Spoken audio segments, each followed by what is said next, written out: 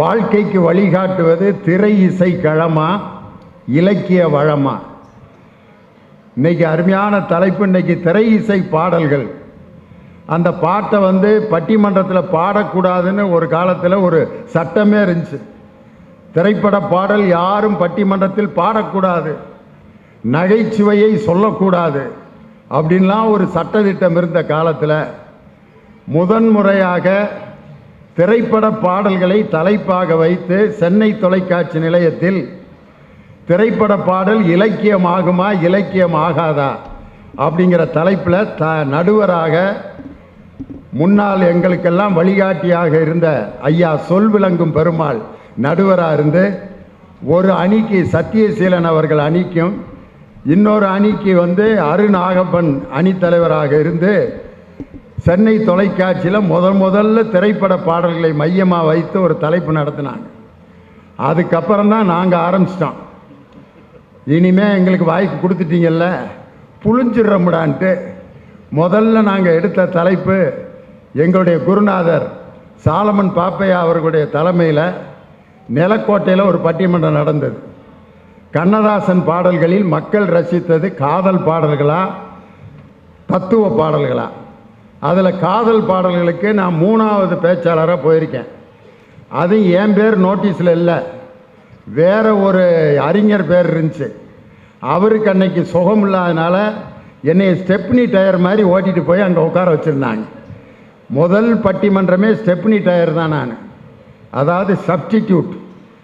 அதில் அந்த காதல் பாடல்களை ஒன்றொன்னா நான் மேடையில் பாட ஆரம்பித்தேன்.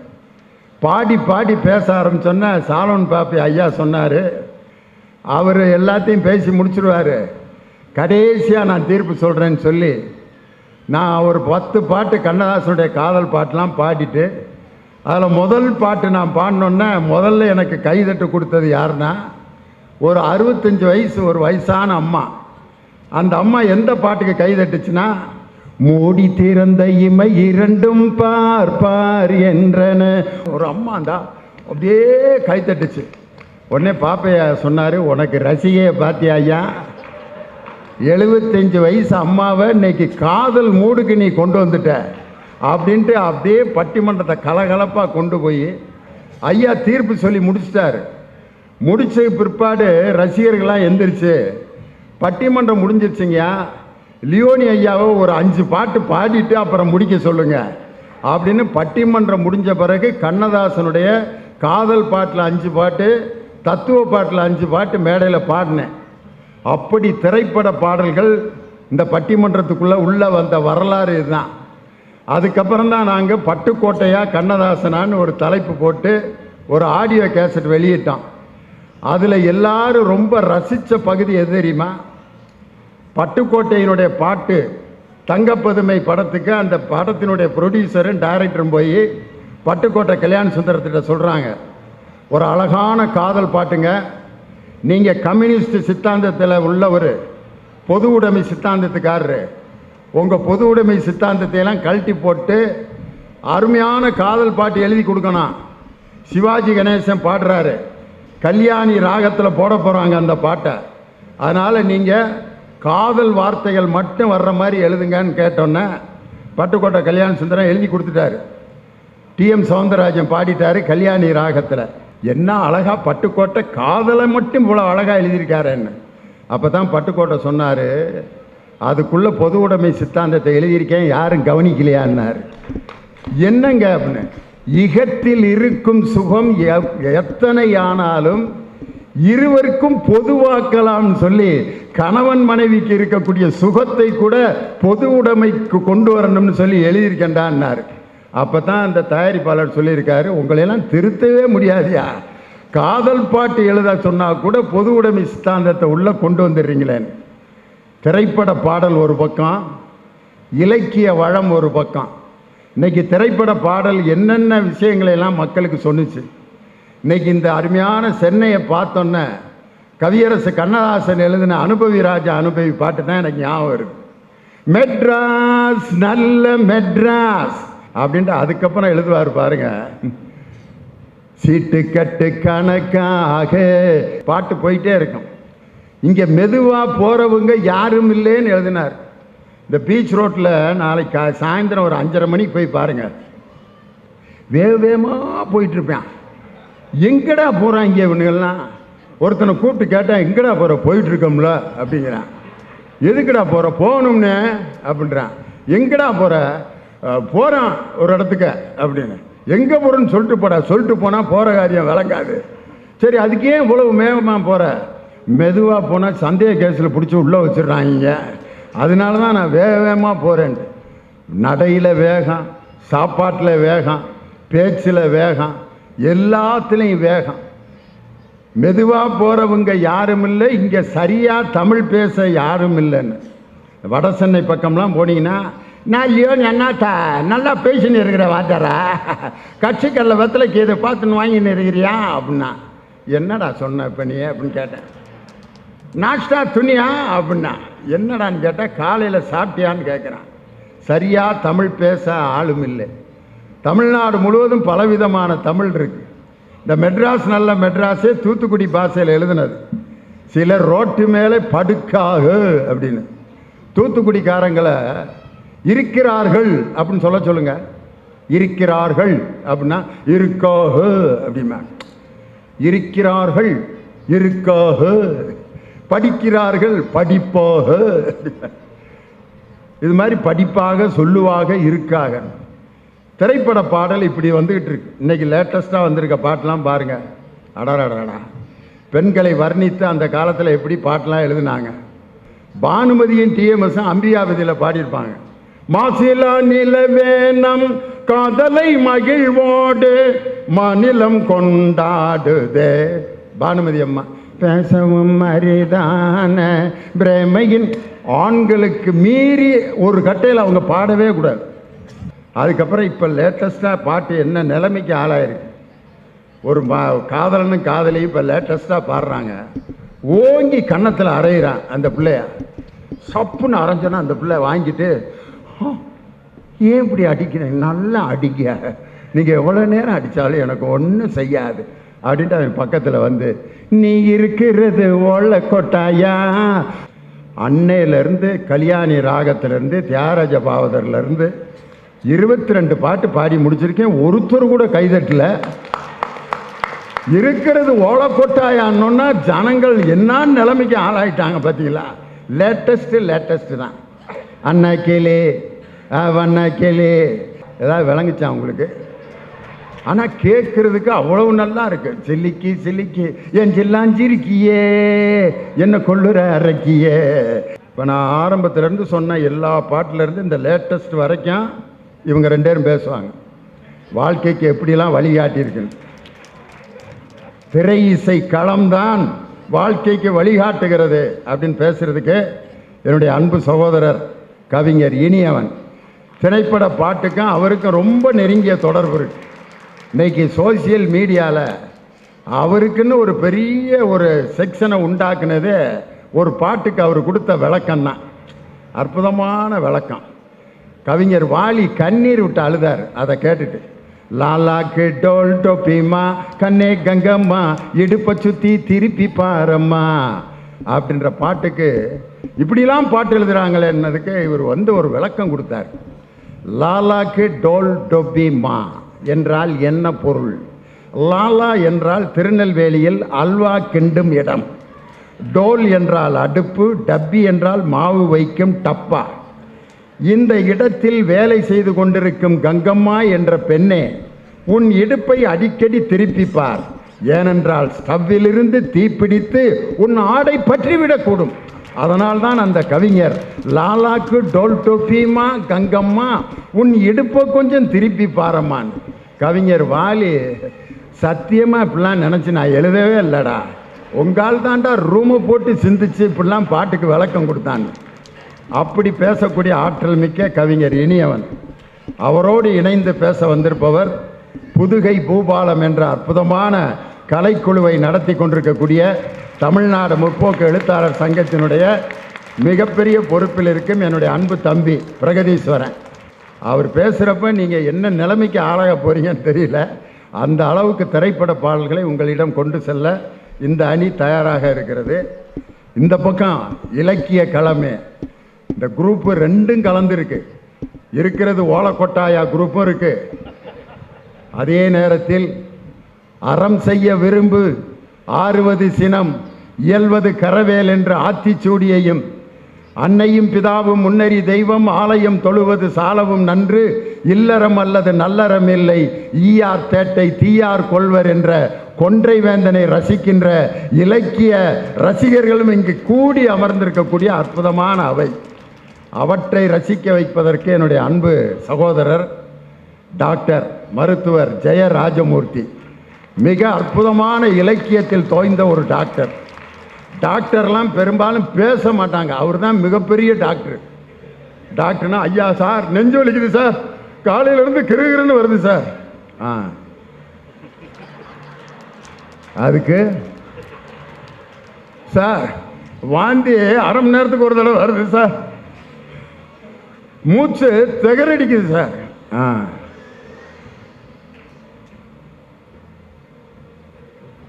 அப்படின்னு மெடிசன் எழுதி கொடுத்துட்டு அந்த பக்கத்து ரூமை கை காட்டுவார் பார், அவர் தான் மிக உயர்ந்த டாக்டர். அந்த டாக்டர்லாம் மிஞ்சின டாக்டர் இவர்.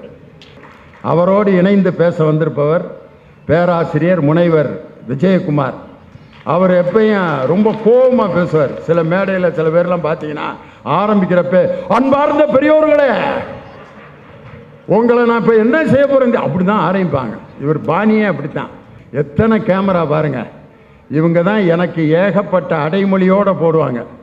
வச்சு செஞ்ச லியோனி, பொழந்து கட்டிய லியோனி, பிரிச்சு பேன் பார்த்த லியோனி, பிரிச்சு மேஞ்ச லியோனி, வயிறு குலுங்க சிரிக்க வைத்த லியோனி, இதுவரைக்கும் நன்றாக பேசிய லியோனி அப்படின்னு ஒரு தடவை கூட அவங்க போட்டதே இல்லை.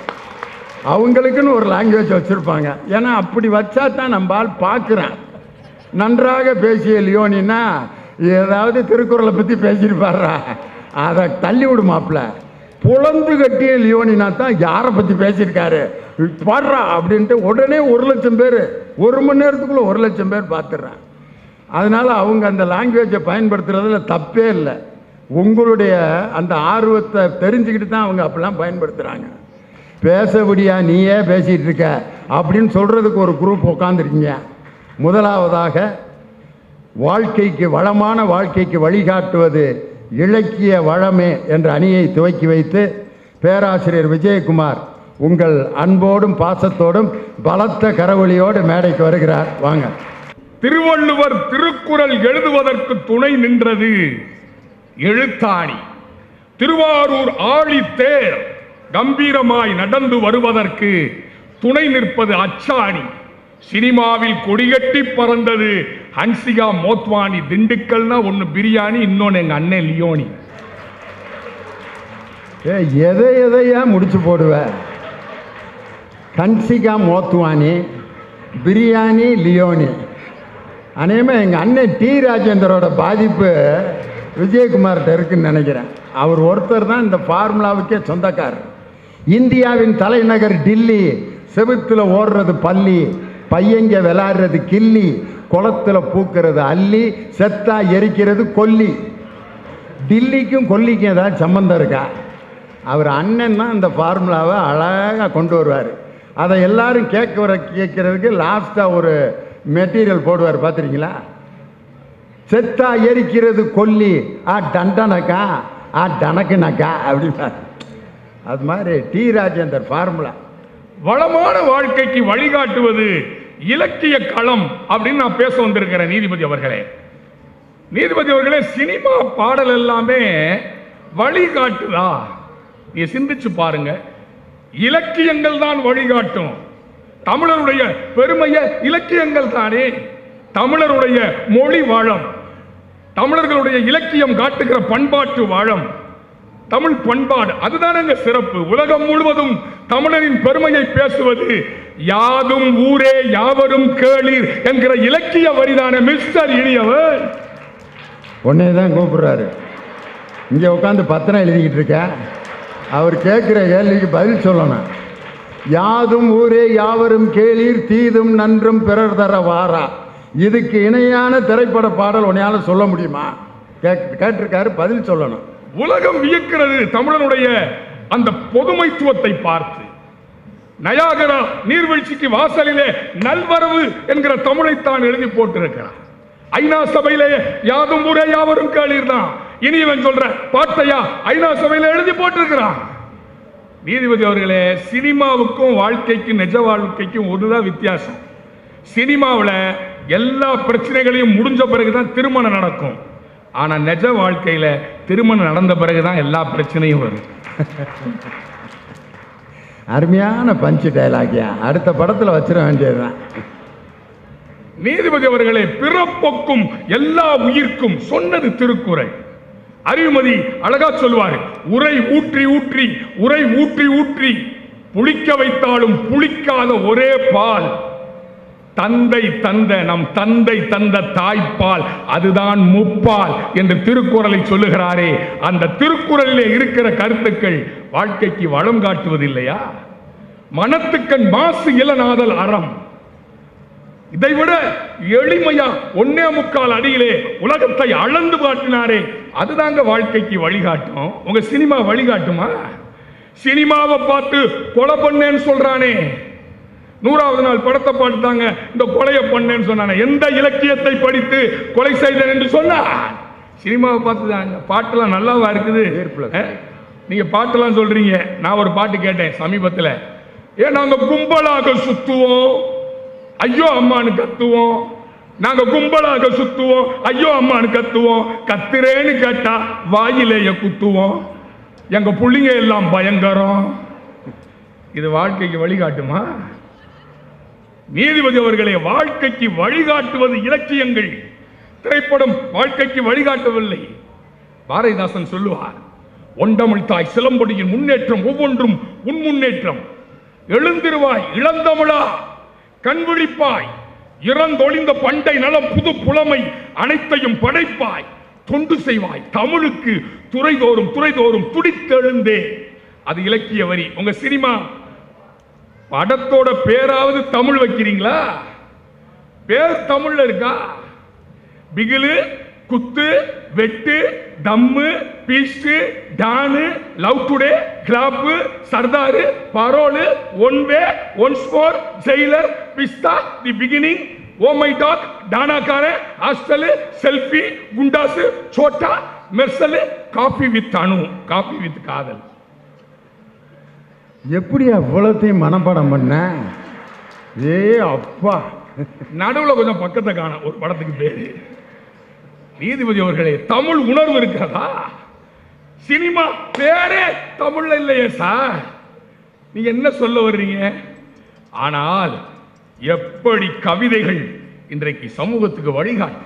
கண்ணதாசன் திரைப்பட பாடலை விட கண்ணதாசனுடைய தனிப்பாடல் சூப்பர், சிறப்பு, சிறப்பான தமிழ்.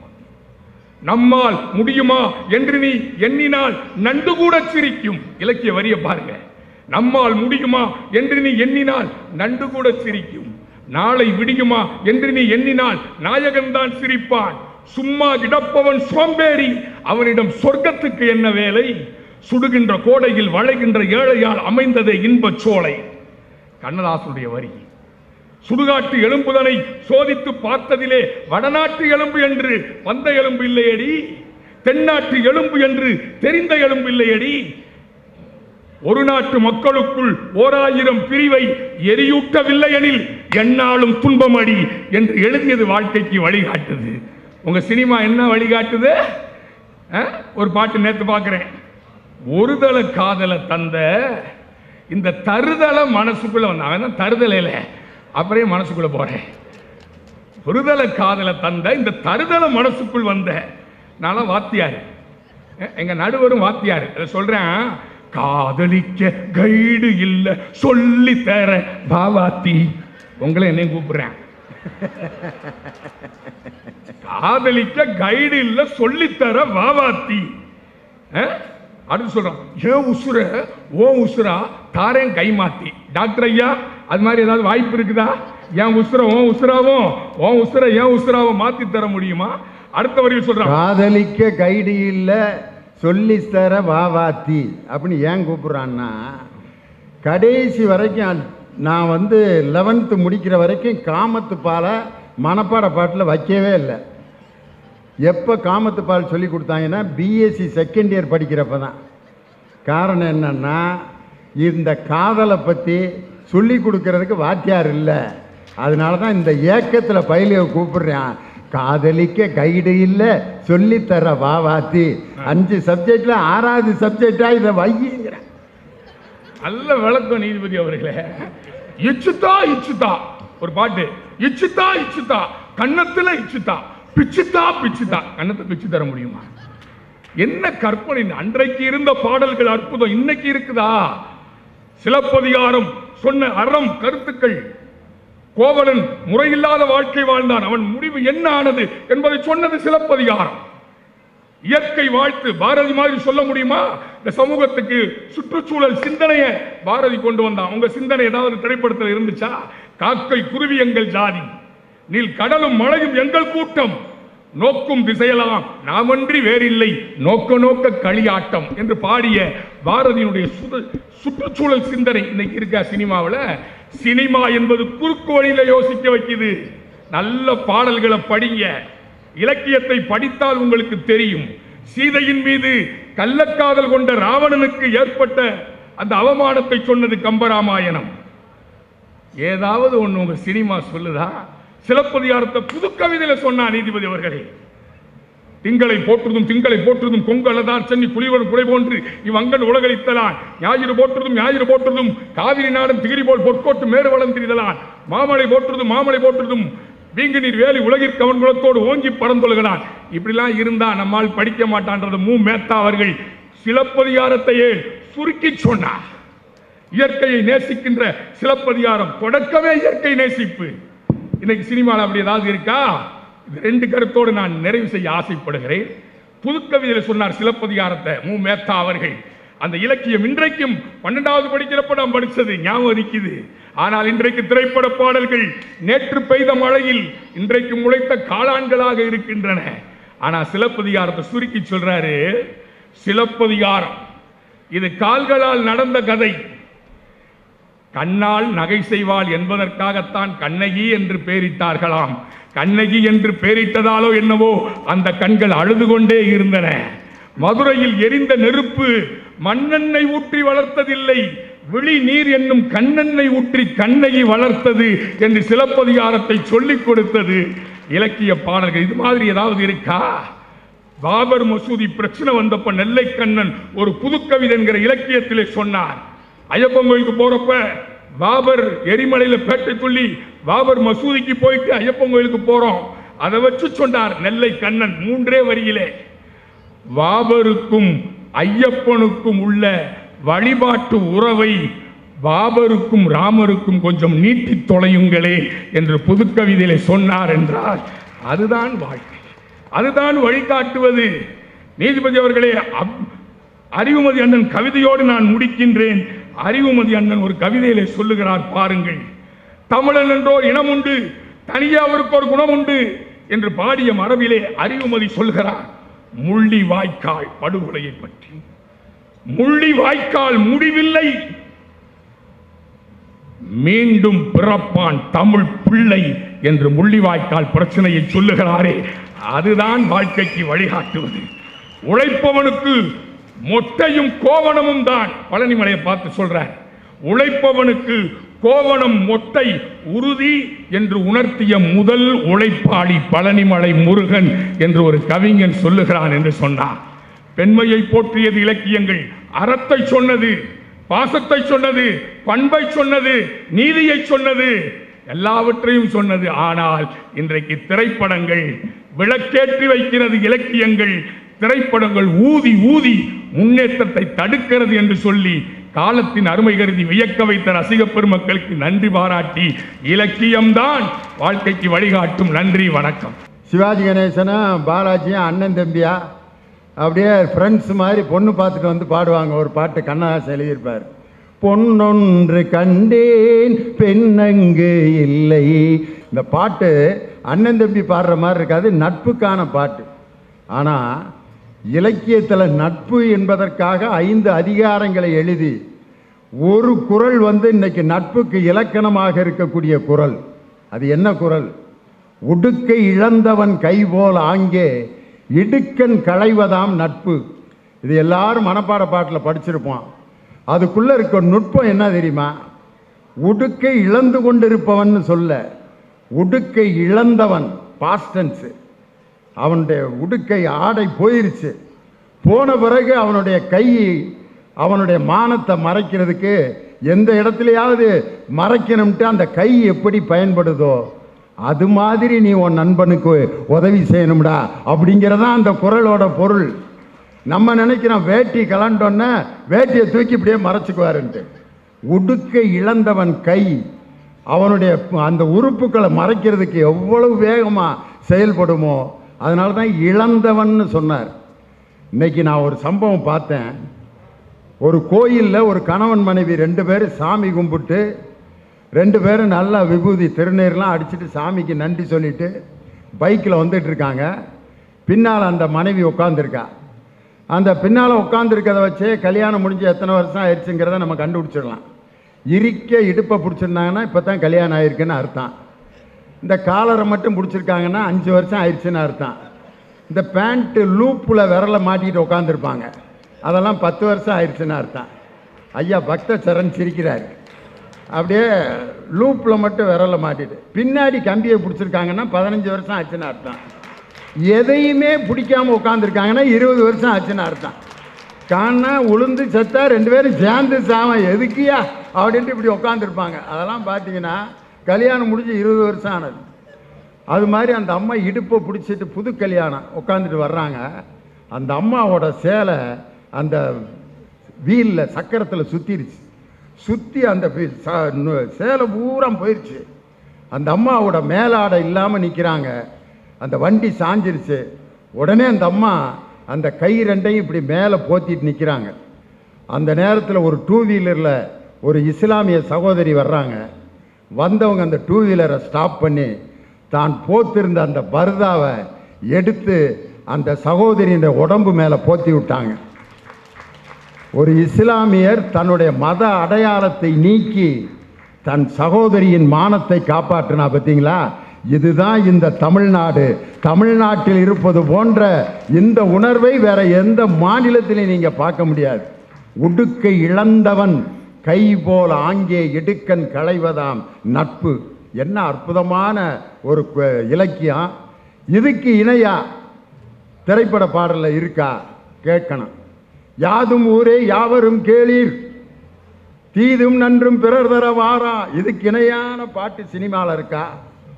நீ இருக்கிறது ஓலை கொட்டாயா, சும்மா நடக்கிறது தவளை கட்டாயா, மஜாவா இனிக்கிறிய பஞ்சு முட்டாயா. இதுக்கெல்லாம் விளக்கம் சொல்லணும். சும்மா உட்காந்து தண்டி ரிஜிஸ்டர் எடுத்துகிட்டு வந்து பிரயோஜனம் இல்லை. வாங்க கவிஞர் இனியவன் அவர்களே, உங்களுடைய பேச்சுக்காக மக்கள் ஆவலோடு காத்து கொண்டிருக்கிறார்கள். வாங்க. நாங்கள் வந்து உட்கார்ந்த உடனே நடுவர் அவர்களுக்கு ஒரு புக்கு கொடுத்தாங்க. கீழே கவிஞர் ஜீவி எழுதிய ஒரு புத்தகம். சின்ன வயசுலேருந்தே வழக்கமாக பக்கத்து பேப்பரை பார்த்து பிட் அடித்த பழக்கத்தின் காரணமாக அவர் கொடுத்த புக்கை என் கையில் கொடுத்தாங்க. அவங்களுடைய உதவியாளர்கிட்ட கொடுக்க சொல்லி டக்குன்னு அப்படி திருப்பி பார்த்தேன். அதில் 3 லைன் எழுதியிருந்தார். ஒரு சின்ன கவிதை. இவ்வளவு சுருக்கமாக உங்கள் இலக்கியத்தை நீங்கள் தேடினாலும் கிடைக்காது.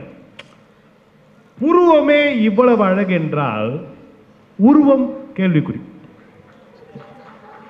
நீங்க யோசிச்சு பாருங்களேன். இந்த கவிஞன் புருவத்தையே இவ்வளவு ரசிச்சிருக்காங்க. அவளோட எண்ணம் பாருங்க. புருவமே இவ்வளவு அழகு என்றால் உருவம். இவங்க உட்கார்ந்துக்கிட்டு 200 பக்கம் 300 பக்கம் சொல்லிட்டு இருப்பாங்க. இது எவன் படிக்கிறது நேரம்?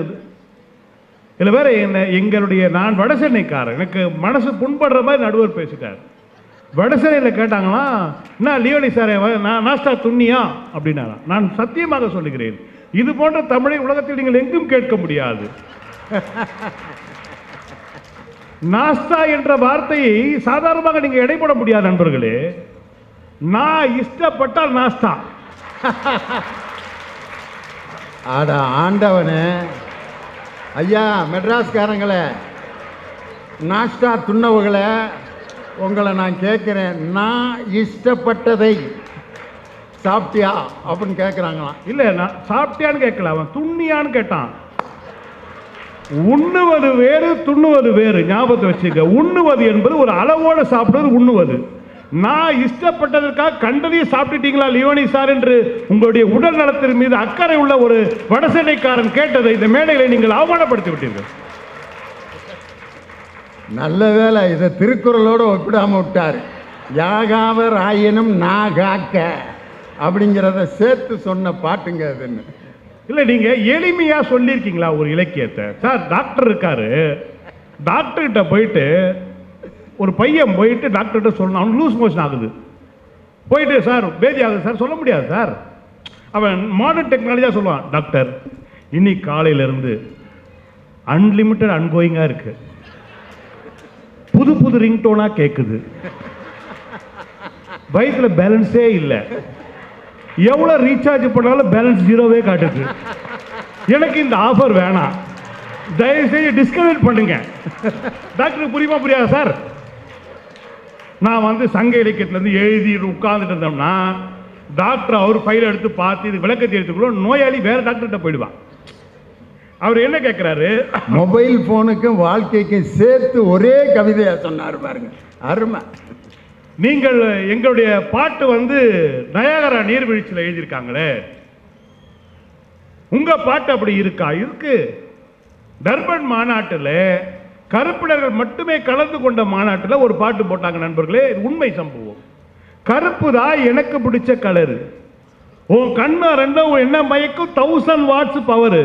நீங்கள், நான் உங்களுக்கு ஒரு உண்மை செய்தி சொல்றேன். நானும் அண்ணன் லியோனி அவர்களோட சேர்ந்து ஒரு நாட்டுக்கு போயிருந்தோம், ஜாம்பியான்னு ஒரு நாட்டு. அந்த நாட்டுடைய விமானத்தில் ஏறிய பிறகு எனக்கு ஒரு பெரிய மகிழ்ச்சி என்ன தெரியுமா, அந்த நாட்டுடைய நிறைய பயணிகள் வந்தாங்க. அப்பதான் நினைச்சிட்டேன் நாமெல்லாம் எம்ஜிஆர் கலர்றான்னு. சார் அங்க ஒரு அருமையான ஒரு காதல் மறந்தது. அந்த காதலை கெடுத்தவர் நம்முடைய மதிப்பிற்குரிய மரியாதைக்குரிய நடுவர் அவர்கள். பிரான்சிஸ்கான ஒரு பொண்ணு என்னை கவனிச்சுக்கிச்சு சார். 16 மணி நேரம் என் தாயை விட அழகாவே கவனிச்சுக்கிச்சு, என் மனைவிடைய மேலாகவே கவனித்துக் கொண்டாள் என்னை. அப்பப்போ வந்து சாப்பிட்டீங்களா, நல்லா இருக்கீங்களா, தூங்குறீங்களான்னு. நடுவரை கூட கவனிக்கல, அது வேற விஷயம். என்னன்னா அவர் கலர் அது மாதிரி. எத்தனை தடவை கேட்டாலும் கொடுத்துச்சு சாப்பாடு. ஒன் மோர், எஸ் ப்ளீஸ் அப்படிங்க. நான் வந்து ஒன் மோர், நோ, என்னடா அது அப்படின்ட்டு நானும் யோசித்து பார்த்தேன். அந்த அம்மாவும் இவரும் ஒரே கலரு. அது என்ன நினச்சிருச்சுன்னா நம்ம நாட்டு சொந்தக்காரர் இவர் அப்படின்னு கவனிப்பு ஓவராக இருந்துச்சு. நான் கொஞ்சம் கலர் ஆகிட்டேன். எனக்கு வந்து ஒரு தடவைக்கு மேலே சாப்பாடு தரல. டாக்டர்லாம் போயிருந்தா பட்னியாக தான் போட்டிருக்கான் அந்த அம்மா. இந்த கலரை அந்த அம்மா வந்து மதிச்சிருக்குமா? அமெரிக்காக்காரரு இவருக்கு ஒரு குன்னு கூட கொடுக்காதார். அதனால் பிரான்சிஸ்காவை இன்னும் நினச்சிக்கிட்டு இருக்காரு பாருங்க. 15 வருஷம் ஆகுது நாங்கள் போயிட்டு வந்து. நடுவர் அவர்களே, தமிழை கருப்பாக தான் இருப்பான், இது மண்ணோட அடையாளம். இன்னொன்று தெரியுங்களா, கருப்பாக இருக்கிறவங்க கவலைப்படாதீங்க, எல்லா கலரும் சேர்ந்தால் கருப்பாயிடும். நம்ம எல்லா கலருக்கும் சொந்தக்காரர்கள், அவங்க ஒரு கலருக்கு மட்டுமே சொந்தக்காரர்கள். அவர் சொன்னாருங்க இல்லையா, இன்னைக்கு பாட்டு எழுதுறாங்க, எவ்வளவு ஆபாசமாக இருக்கிறது. இச்சித்தா இச்சித்தா கண்ணத்தில் இச்சித்தா, பிச்சித்தா பிச்சித்தா கண்ணங்களை பிச்சித்தா. நான் கேட்கிறேன், இது போன்ற ஒரு இலக்கிய அன்பான ஒரு பாட்டு இலக்கியத்தில் இருக்கா? நான் கேட்கிறேன் திருப்பி. ஏங்க அந்த காதலி என்ன சொல்கிறாள்? இச்சித்தா இச்சித்தா, முத்தம் கொடு. எங்க? கண்ணத்தில் இச்சித்தா. ஆனால் நீ இப்போது என்னுடைய காதலன், கணவன் அல்ல. இப்போது எப்படி கொடுக்க வேண்டும் என்றால் பிச்சித்தா பிச்சித்தா, பிச்சு, அவ்வளவுதானங்க. இந்த கண்ணியம் உங்கள் இலக்கியத்தில் எங்கே இருக்கிறது? இது உடனே அவருக்கு விஜயகுமாருக்கு எங்கேயோ கிடைக்கல அந்த ஆதங்கத்தை. ஆனா இன்னைக்கு பாட்டு எழுதுற கவிஞர்கள்லாம் எங்க நெல்லை ஜெயந்தா உட்பட கண்டிப்பா உனக்கு ஒரு பெரிய செலவு வச்சிருவாங்க ஐயா. ஏன்னா ஒவ்வொரு பாட்டுக்கும் எப்படித்தான் ரூமை போட்டு உட்காந்து சிந்திச்சு இப்படி விளக்கம் கொடுக்குறியா? இல்லை நடுவர்களே, இவங்க சொல்றாங்க இல்லைங்களா, இலக்கியங்கள்ல தமிழனுக்கு ஒரு பெரிய பங்கு என்னன்னா தன்னை தானே சுய பரிசோதனை செய்து கொள்வான். நாம் வந்து இலக்கியத்தை நான் குறை சொல்லவில்லை, ஆனால் குற்றம் இருந்தால் ஏற்றுக்கொள்ளுங்கள். இப்ப டாக்டர் இருக்காரு, எதிரணியில் டாக்டர் இருக்காரு, நான் டாக்டரிடமே கேட்கின்றேன், இதுவரை எல்லாவற்றையும் அளக்குகின்ற கருவியை வைத்திருக்கிறார்களே, மனதை அளக்கின்ற கருவி இருக்கிறதா? மனசுன்னு ஒன்று இருக்கா? இருக்கு, எல்லார்ட்டுமே இருக்கு. மனம் ஒன்று இருக்குது, இதயம் இல்லை, மனம் என்ற ஒன்று இருக்கிறது. ஆனால் அளக்கக்கூடிய கருவி இந்த உலகத்தில் இது இருக்கா? ஆனா கண்ணதாசன் சொல்றா, நெஞ்சிலே நஞ்சை வைத்து நாவிலே அன்பை வைத்து நல்லவர் போல் நடிப்பார் ஞான தங்கமே. எவ்வளவு பெரிய வார்த்தை பாருங்க. எல்லாருமே நீங்க உங்க ஆபீஸ்ல நல்லா உத்து பாருங்க, 30% பேர் கூடவே இருப்பான். அவன் ஒருத்தர் 2 பேர் ரொம்ப பக்கத்திலே இருப்பான், நம்ம தோல்விலே கை போட்டிருப்பான். இவனை நம்ம கண்டுபிடிக்க முடியாது. ஒருவன் கடவுளிடம் வேண்டினான், கடவுளே எனக்கு நான் எதிரியை சமாளித்துக் கொள்கின்றேன், தயவு செய்து துரோகிகளை அடையாளம் காட்டிவிடு என்று சொன்னால் அவன் எங்கே இருப்பான் என்று யாருக்குமே தெரியாது. எப்படி ஒரு காந்திக்கு கோட்சேவோ ஒரு இயேசுநாதருக்கு ஒரு யூதாசோ அப்படி இருப்பார்கள் என்று கண்ணதாசன் யோசிக்கிறார். நான் இன்னும் கேட்கின்றேன், சிலப்பதிகாரத்துடைய சாராம்சம் என்ன? ஊழ்வினை ஊர்த்தி வந்து ஊத்துமா? ஊர்த்தி வந்து ஊட்டும். என்ன பாவம் பண்ணா? தப்பான தீர்ப்பு சொன்னா செத்து போயிட்டான். என்னுடைய கேள்வி, பாண்டிய மன்னன் இறந்ததற்கு நான் கவலைப்படவில்லை. இலக்கியவாதிகள் பதில் சொல்லுங்கள். கண்ணகி என்ன பாவம் செய்தார்? ஒரு குழந்தையை கோவலனுக்காக பெற்றெடுத்த மாதவி செய்த குற்றம் என்ன? ஊழ்வினை ஊட்டுமா? என்னங்க நீங்க பேசுறீங்க? ஒருத்தரை சாவடிக்கிறதுக்காக 2 பிள்ளைகளை தெருவில் விட்டீங்க நீங்க. அப்புறம் வந்து ஜாலியா வந்து உட்கார்ந்து பேசிட்டு இருக்கிறீங்க. ஆனால் திரைப்படத்தில் இந்த திரைப்பட காட்சி எடுக்கிறார் கலைஞர், எடுக்கிறார் பூம்புகார் திரைப்படத்தில் ஒரு காட்டு பாட்டு எழுதுறார். நீதியே நீ இன்னும் இருக்கின்றாயா? இல்லை நீயும் அந்த கொலைகளத்தில் உயிர் விட்டாயா? அன்று கொள்ளும் அரசின் ஆணை வென்று விட்டது, நின்று கொள்ளும் தெய்வம் எங்கே சென்று விட்டது எழுதுறார் கவிஞர் கலைஞர் எழுதுறார். ஞாபகத்தில் வைத்துக் கொள்ளுங்கள், அந்த பாடகி அந்த அம்மையார் வந்து பாட்டை பார்த்த உடனே கேட்கிறாங்க, இந்த பாட்டை எழுதியது யார்? அப்போ சொல்றாங்க, கருணாநிதி என்ற ஒரு இளைஞரை எழுதினார். அவரை கூப்பிடுங்க. தம்பி என்ன இது, என்ன எழுதியிருக்கீங்க? நான் பெரிய முருக பக்தர், அன்று கொள்ளும் அரசின் ஆணை வென்று விட்டது, நின்று கொள்ளும் தெய்வம் எங்கே சென்று விட்டது என்று சொல்றீங்களே, என் அப்பன் முருகன் இல்லையா? கொடிகுளம் கோகுலம் என்று அழைக்கப்பட்ட அம்மையார் கேட்ட கேள்வி கலைஞர் ஒன்றுமே செய்யவில்லை. சரி, நான் மாற்றி தருகிறேன். எழுதுகிறார், அன்று கொள்ளும் அரசின் ஆணை வென்று விட்டது, நின்று கொள்ளும் தெய்வம் இங்கே வந்து விட்டது என்று கண்ணகியை கடவுளாக காட்டுகிறார் என்று சொன்னால் சிலப்பதிகாரம் சாராம்சம் என்ன தெரியுமா? மண்ணில் பிறந்தவன் கடவுளாக உயர்த்தப்படுவான் என்று திரைப்படம் சொன்னது. நீங்கள் கண்ணகியை விதவியாக மாற்றிவிட்டீர்கள். அவ்வளவுதான் நடந்தது. நண்பர்களே, ஒன்னு கேட்கிறேன், ஒரு குரல், ஒரு இலக்கியத்தில் நீங்க சொல்லுங்கள், இதுவரைக்கும் அண்ணன் தங்கை பாசத்தை சொன்ன இலக்கியம் சொல்லுங்க தயவு செய்து. சார், பாசமலர் ஒரு படம், சிவாஜி கணேசன் கண்ணத்துல கை வச்சுட்டு இருப்பாரு. இந்த அழகுக்கு ஒரு இழகான ஒரு அழகு ஒருத்தர் இருக்க முடியுமா சார்?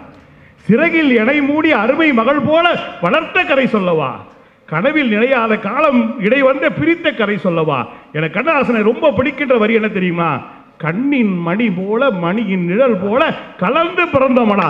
கண்ணுக்குள்ள இருக்கிற மணிக்கு எங்க நிழல் இருக்கும்?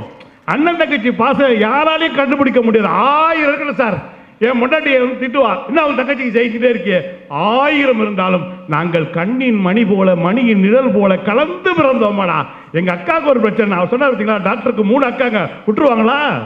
இங்கே திரைப்படங்கள், நாங்கள் சிவப்பாக இருந்த எம்ஜிஆரை ஹீரோவாக்கினோம், கருப்பாக இருந்த ரஜினிகாந்தை சூப்பர் ஸ்டார் ஆக்கினோம், பரோட்டா சூரியை கூட ஹீரோவாக மாற்றி இருக்கின்றோம். ஞாபகத்தில் வைத்துக் கொள்ளுங்கள். ஆனால் உங்களிடம் ஏற்றத்தாழ்வு இருந்தது, எங்களிடம் ஏற்றத்தாழ்வு என்பதே கிடையாது. நான் இன்னும் சொல்றேன், மனிதன் எவ்வளவு மோசமானவன் தெரியுங்களா? கடவுளுக்கு காணிக்கை கொடுக்கின்ற பொழுது தனக்கு நான் மட்டும் முடி கொடுப்பான், ஆனா ஆடு மாடு மட்டும் தலையை வெட்டுவான். என்னன்னா அவனுக்கு ஒரு நல்லது நடக்கணும்னா யாரை வேணாலும் அழிப்பான் என்பதை மனிதன் எப்போதுமே நிர்ணயித்துக் கொண்டே இருக்கின்றான். ஒன்றை சொல்லுகின்ற நண்பர்களே, நடுவர் அவர்கள் கேட்டாரு, இன்றைக்கு வந்த பாடல்கள் என்ன செய்கிறது? இன்றைக்கு ஒரு பாடல் வந்து பிரபலமாக இருக்கிறது, நீ இருக்கிறிய ஓலை கொட்டாயா. நீங்க பாடுங்க நடுவர், எனக்கு திரும்ப அந்த வரிகள் எனக்கு சரியா சொல்லணும். நீ இருக்கிறிய ஓலை கொட்டாயா, சும்மா நடக்கிறிய தவளை கட்டாயா. என் ஞாபக நினைவாற்றலுக்கு பரிசு வைக்கிறேன். அப்படியே பட்டுன்னு கம்பராமாயணத்தில் 160வது பாட்டு சொல்லுங்க பார்க்கலாம். புரியுதுங்களா? கம்பராமாயணத்தில் 160வது பாட்டு. உன்பெரும் தேவி என்னும் உரிமைக்கும் உன்னை பெற்ற மண்பெரும் அருகி என்னும் வாய்மைக்கும் மிதிலை மன்னன் தன்பெரும் தனையை என்னும் தகைமைக்கும் தகைமை சான்றால் என்பெரும் தெய்வம் ஐயா இன்னமும் கேட்டி என்பான். போச்சா? புரியுதா? நான் ஏன் பேச்சாளர்? எத்தனாவது பாட்டு நீ செக் பண்ணிக்க போ. இப்ப புரியுதுங்களா நான் ஏன் பேச்சாளர் அவர் ஏன் நடுவராகிறாருன்னு? நடுவர் அவர்களே, நான் கேட்கின்றேன், இந்த பாட்டை போன்ற ஒரு பாட்டு உங்கள் இலக்கியத்தில் காட்டுங்கள்.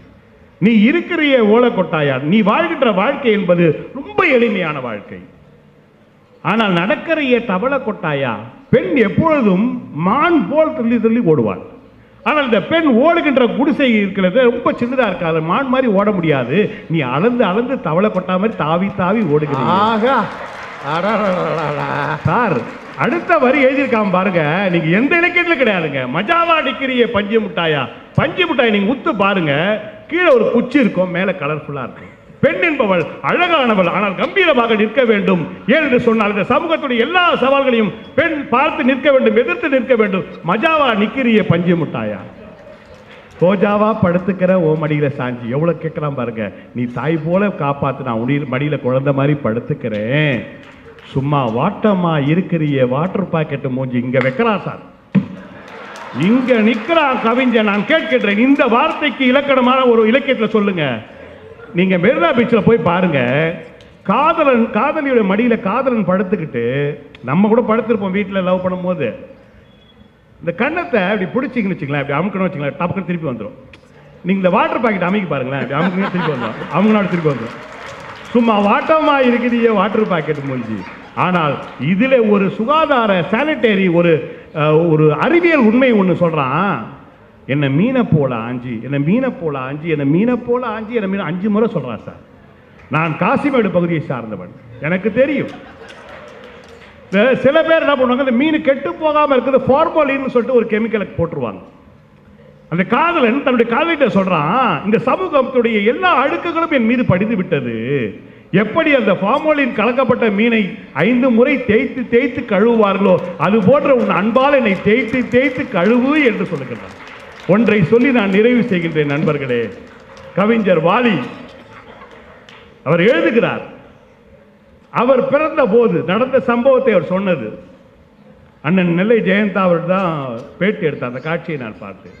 அவர் சொன்னார், அவர் பிறந்த போது அவங்க அம்மாவுக்கு ஜன்னி வந்துடுச்சு. அவங்க அப்பா சீனிவாச ஐயங்கார் குழந்தை பிறந்துட்டு இருக்கு, ஜன்னி வந்திருக்கு, தாய்ப்பால் கொடுக்க முடியாதுன்னு உடனே அவருக்கு கீழே இருந்த இப்ராஹிம் என்ற ஒருத்தர்கிட்ட கொடுக்கிறார், எப்படியாவது நீ குழந்தையை காப்பாற்று. இப்ராஹிம் கொண்டு போய் தன்னுடைய மனைவி பாத்திமா கிட்ட கொடுக்கிறாங்க. பாத்திமா ஒரு பக்கத்தில் தான் பெற்ற பிள்ளைக்கு பாலையும், ஒரு பக்கத்தில் சீனிவாச ஐயங்காருடைய பெற்றெடுத்த வாலி என்ற அந்த பிள்ளைக்கும் பால் கொடுக்கிறார். நீங்கள் ஞாபகத்தில் வைத்துக் கொள்ளுங்கள். அப்பொழுது அதுக்கு பிறகு வளர்ந்த வாலி அவர்கள் எழுதுகிறார், அல்லாஹ் அல்லாஹ் நீ இல்லாத இடமே இல்லை, நீதானே உலகத்தின் எல்லை என்று ஒரு இஸ்லாமிய பாடலை இவ்வளவு தெளிவாக எழுத முடியும் என்று சொன்னால், ஒரு மனிதனை பிறக்கும் போது ஒரு கரு இருக்கிறது அல்லவா, அந்த கருவிலே நல்ல எண்ணங்களை ஊற்றி வளர்க்கக்கூடிய ஆற்றல் எங்களுடைய திரைப்பட பாடலுக்கே இருக்கிறது என்று கூறி வாய்ப்பளித்த நல்ல உள்ளங்களுக்கு நன்றி பாராட்டி விடைபெறுகிறேன். நன்றி, வணக்கம். நீ வேணா அடுத்த புத்தக திருவிழாவில் உன் புக்கு ஒரு ஸ்டாலில் இருக்கணும். அது எதை பற்றி இருக்கணும்னா, இப்பொழுது எழுதும் கவிஞர்களின் பாடலுக்கு இனியவன் உரை அப்படின்னு போட்டு ஒவ்வொரு பாட்டுக்கும் நீ உரை எழுதி அந்த பாட்டை பாசிட்டிவாக மக்களை ரசிக்க வைக்கிறதுக்கு நீ ஒரு புக்கை போடப்பா. அடுத்த தடவை பப்பாசியில் அந்த புக்கை ரிலீஸ் பண்ணி உனக்கு அந்த அடுத்த ஸ்டாலில் அதை கொண்டு வரப்போது. ஏன்னா ஓலக்கொட்டாய் பாட்டுக்கே நீ விளக்கம் சொல்லிட்டீங்கன்னா இனி என்ன எழுதினாலும் அதுக்கு நீ உன்னையால் விளக்கம் சொல்ல முடியும். காரணம், திரைப்படம் ஒரு விரிந்த களம், அதில் எப்படி வேணாலும் எழுதிக்கலாம் பாட்டு. அதில் பாண்டியராஜன் எழுதின படத்தில் ஆண்பாவம்ங்கிற படத்தில் இளையராஜா பாடியிருப்பார், சண்முக பிரியா ராகம். காதல் கசக்குதையா, இனிமே தான் நீ நல்லா கவனிக்கணும். வீட்டில் அதை பாடுங்க, பொண்டாட்டிய லவ் பண்ணுங்க. இளையராஜா அவர் ஒரு டைட்டில் சாங் பாடினாலே இந்த படம் நல்லா ஓடும். கரகாட்டக்காரனில் தொடங்குச்சு இந்த இம்சை. அவரை எல்லா படத்துலையும் பாட்டு பாட வச்சுட்டாங்க. பாட்டாலே புத்தி சொன்னார். என்ன பாட்டு! ஒரு பாட்டு எழுதுகிற சாதாரண விஷயம் இல்லை. இன்னைக்கு 83 வயசாகுது, இன்னைக்கு விஜய் சேதுபதிக்கு பாட்டு பாடுறாரியா இளையராஜா. என்ன பாட்டு! அந்த பாட்டு பாருங்க, நல்லதுக்கும் ஃபிக்ஸ் பண்ணிக்கலாம், கெட்டதுக்கும் ஃபிக்ஸ் பண்ணிக்கலாம். இப்போ நான் பாடுறேன், கேளுங்களேன். தினம் தினமும் ஓ நினப்பு, தினம் தினமும் ஓ நினப்பு, வெளியே சொல்லவும் வழி இல்லை, வெளியே வரவும் முடியல, உள்ளுக்குள்ள துடிப்பும் கணக்கில்லை. இப்போ நான் என்ன பாட்டு பாடுறப்ப என் துணைவியார் வர்றாங்க பாருங்க, தினம் தினம் ஓனன பின்னா கரெக்டாக வர்றாங்க. அவங்க இல்லைன்னு நினச்சி நான் பாடிக்கிட்டு இருந்தேன், கரெக்டாக உள்ளே வந்துட்டாங்க. படுத்துகிற பாடு பொருட்களை என்ன அர்த்தம்னா ரொம்ப கஷ்டப்பட்டுக்கிட்டு இருக்கேன், வெளியவே வர முடியல அப்படின்னு எடுத்துக்கலாம். தினம் தினமும் ஓ நினப்பு, நீ என்னை படுத்துகிற பாடி என்னை பொருட்களை என்னையால் உன்னை விட்டு வெளியவே வர முடியல அப்படியும் எடுத்துக்கலாம். உன் இம்சை தாங்க முடியலன்னு எடுத்துக்கலாம்.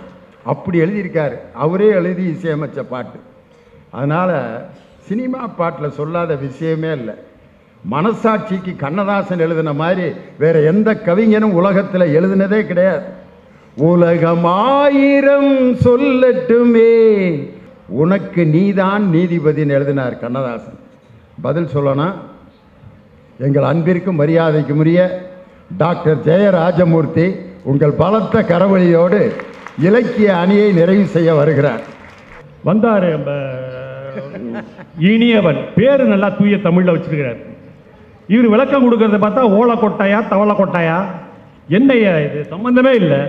அவங்க அப்பா நல்ல பேர் வச்சிருக்காருங்க, இனியவன். எனக்கே பொறாமையா இருக்கும், எனக்கு கூட அந்த மாதிரி நல்ல பேர் இல்லையே. சம்பந்தம் இல்லாம பேசினாரு. ஏங்க லூஸ் மோஷன் எவனுக்கோ வந்துச்சான், டாக்டர்கிட்ட போனாரா, அதுக்கும் சினிமாவுக்கு என்னையா சம்மந்தம்? நீங்களே எல்லாரும் கை தட்டுறீங்க, நீங்க எதை சொன்னாலும் கை தட்டுறீங்க, சிரிக்கிறீங்க.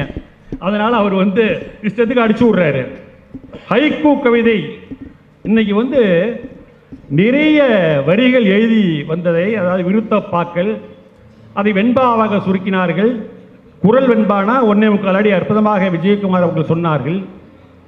ஒரு ஹைக்கூ கவிதையை சொல்லி அதை பற்றி சொல்லி அதை சினிமா பாடலோடு சேர்த்து புனைந்து விட்டார். ஹைக்கூ என்பது வேறு, அது இலக்கியத்தரம் வாய்ந்தது, ஒன்றுமே இல்லை. ரொம்ப சிம்பிளாக வாலி ஒரு கவிதையில் சொல்றாரு கோவலனை பற்றி, புகாரில் பிறந்தான் புகாரில் இறந்தான். அருமையான வரி. புகார்னா பூம்புகாரில் பிறந்தவன், புகாரில் இறங்கினா ஒருத்தவங்க கொடுத்த கம்ப்ளைண்ட், இவன் சிலம்பை திருடி விட்டான் என்று அந்த பொற்கொள்ளன் சொன்னதால் அந்த புகாரில் இறந்தான். அது அற்புதமான ஒரு ஹைக்கூ கவிதை அல்லவா? 6 அதை பற்றி எழுதுகின்ற போது கவிக்கோ அப்துல் ரஹ்மான், நீர் எழுதுகின்ற ஒரு வரி கவிதை 6. என்ன அற்புதம் பாருங்க, என்ன ஒரு சிந்தனை. அதெல்லாம் ஹைக்கூயா, திரைப்பட பாடல் அல்ல. இன்னொரு விஷயம், இங்கே ஹைக்கூ கவிதைகள் மற்ற கவிதைகள் எல்லாம் இலக்கியத்தில் வந்து விடுகின்றன. இலக்கியம் என்பது ஒரு மிகப்பெரிய ஒரு கடல். அது என்றைக்கு தொடங்கியது? கிட்டத்தட்ட 2000 ஆண்டுகளுக்கு முற்பட்டது. காமஞ்சான்ற கடைக்கோட்காலை ஏமஞ்சான்ற மக்களோடு துவன்றி அறம்பூரி சுற்றமுடு கிழவனும் கிழத்தையும் சிறந்தது பயிற்றல் இறந்ததன் பயனே என்று தொல்காப்பியம் கிமு 5ஆம் நூற்றாண்டு. பல அறிஞர்கள், தமிழறிஞர்கள் தொல்காப்பியத்தினுடைய காலத்தை சொல்லுகின்ற போது கிமு 5 என்கிறார்கள். கிறிஸ்து பிறப்பதற்கு 500 ஆண்டுகளுக்கு முன்பாகவே ஒரு தமிழன் இங்கு பிறந்து எப்படி வாழ வேண்டும், வாழ வேண்டிய நெறிமுறைப்படி வாழ வேண்டும் என்கின்ற ஒரு உயர்ந்த சிந்தனை நமக்கு தருகிறான் என்றால் இந்த இலக்கியங்கள். அதற்கு பிறகு சங்க இலக்கியங்கள், நற்றிணை, நல்ல குறுந்தொகை, ஐங்குறுநூறு, ஒத்த 10 ஓங்கு பரிபாடல், கற்றறிந்தார் ஏத்தும் கலியோடு அகம் புறமண இத்திரத்த 8 தொகை என்கின்ற 8 தொகை நூல்கள், முருகு பொருணரு 12 முல்லை, பெருகு வளமதுரை காஞ்சி, மறுவினிய கோல நெடுநல் வாடை கோளு குறிஞ்சி பட்டினப்பாலை கடாத்தோடு 10 என்கின்ற 10 பாட்டு, 4 அடி 4 மணி 440 5 முப்பால் கடுகம் கோவை பழமொழி மாமூல மின்னிலைய காஞ்சியுடன் 7 என்பளவும் கை நிலைவாம் கீழ்கணக்கு என்கின்ற 18 கீழ்கணக்கு நூல்கள், மேல்கணக்கு நூல்கள் 18, கீழ்கணக்கு நூல்கள் 18 ஆகும். இந்த 36 இலக்கியம் என்பது தமிழருக்கு கிடைத்திருக்கக்கூடிய ஒரு மிகச்சிறந்த சொத்து, மிகச்சிறந்த கருத்து பெட்டகம். ஆக அதில் சொல்லாத வரிகளே இல்லை, சொல்லாத செய்திகளும் இல்லை. அதெல்லாம் புரிஞ்சிக்காம இங்கே இந்த இனியவன் ஏதோ பேசிட்டு போயிருக்கிறார், கைத்தட்டல் வாங்குவதற்காக பேசிட்டு போயிருக்கிறார். உண்டால் அம்மை இவ்வுலகம் இந்திரர் அமிழ்தம் ஏவதாயினும் இனிது என தமிழர் உண்டலும் இல்லரே. அமுதமே கிடைத்தாலும் தமிழர்கள் தான் மட்டும் வைத்து உண்ண மாட்டார்களாம், அடுத்தவனுக்கு பகிர்ந்து கொடுத்து உண்ணக்கூடியவர்கள். தமக்கென முயலால் நோண்டால் பிறர்க்கென முயலினர் உண்மையான என்கின்ற சங்க இலக்கிய வரிகள், அதற்கு ஈடான வரிகள் உண்டா? நினைச்சு பாரியா, சும்மா வாயில வந்துதான் பேசுறீங்க. இன்றால் பசிகான்பால் ஆயினும் செய்யற்க சான்றோர் பழிக்கும் வினை. ஆஹா, திருக்குறள். ஓதற்கு எளிதாய் உணர்தற்கு அரிதாய் வேத பொருளாய் மிக விளங்கி தீதொற்றோர் உள்ளுதரும் உள்ளுதரும் உள்ளம் உருக்குமே வள்ளுவர் வாய்மொழி மாண்பு என்று திருவள்ளுவ மாலை சொல்லும். அது ஓதற்கு எளிது, ஆனால் உணர்வதற்கு கடைபிடித்ததற்கு ரொம்ப கஷ்டம், அரிது என்கிறார் அந்த திருவள்ளுவ மாலையிலே ஒரு புலவர். அப்படிப்பட்ட அந்த திருக்குறள் ஈன்றால் பசி காண்பாலாயினும் செய்யற்க சான்றோர் பழிக்கும் முனை. நம்மை பெற்ற தாய் பசியோடு இருந்தாலும் கூட தீவினைகள் செய்யக்கூடாது, யாருக்கும் துரோகம் செய்யக்கூடாது, உண்மைக்கு மாறாக நடக்கக்கூடாது என்கின்ற உயர்ந்த சிந்தனையை, வாழ்க்கைக்கு வழிகாட்டக்கூடிய சிந்தனையை நமக்கு திருக்குறள் தருகிறது. அப்படி சங்க இலக்கியங்கள், அதற்கு பிறகு வந்த பக்தி இலக்கியங்கள், ஐம்பெருங்காப்பியங்கள், சிலப்பதிகாரத்தை பற்றி சொன்னார். ஒன்று தான் சொன்னீங்க நீங்க, என்ன ஊழ்வினை உறுத்து வந்து ஊட்டம். அது கோவலன் சென்ற பிறவியிலே ஒரு தவறு செய்து விடுகிறான். அதை நீங்க படிக்கணும் சிலப்பதிகாரத்தை. அதில் என்ன ஆகுதுன்னா, ஒரு ஒற்றன் ஒருவன் வருகிறான் வெளிநாட்டில் இருந்து, அதை வியாபாரம் செய்ய வருகிறான். இவன் ஒற்றன் என்று அவனை அரசனிடம் புகார் சொல்லி அவன் சாவுக்கு காரணமாக ஆகிவிடுகிறான் போன பிறவியில். அதனுடைய நீட்சி தான் அடுத்த பிறவியில் அவன் கொல்லப்படுகிறான். இதுதான் கதை. ஊழ்வினை உறுத்து வந்து ஊழ் என்கின்ற ஒரு அதிகாரமே யார் செஞ்சிருக்கிறார்? திருவள்ளுவர் திருக்குறளை செஞ்சிருக்கிறார். ஊழில் பெருவழி யார் உள்ள யாவுல மற்றொன்று சூழினும் தான் முந்துரும். அருமையான திருக்குறளுங்க. இந்த ஊழை விட இந்த விதி, அதை விட பெரிய வலிது எதுவுமே இருக்க முடியாது. ஏனென்றால் எது வந்தாலும் அதை முந்திக் கொண்டு விதி வரும் என்பது உலக நியதி. அதைத்தான் சிலப்பதிகாரம் நமக்கு சுட்டி காட்டுகிறது.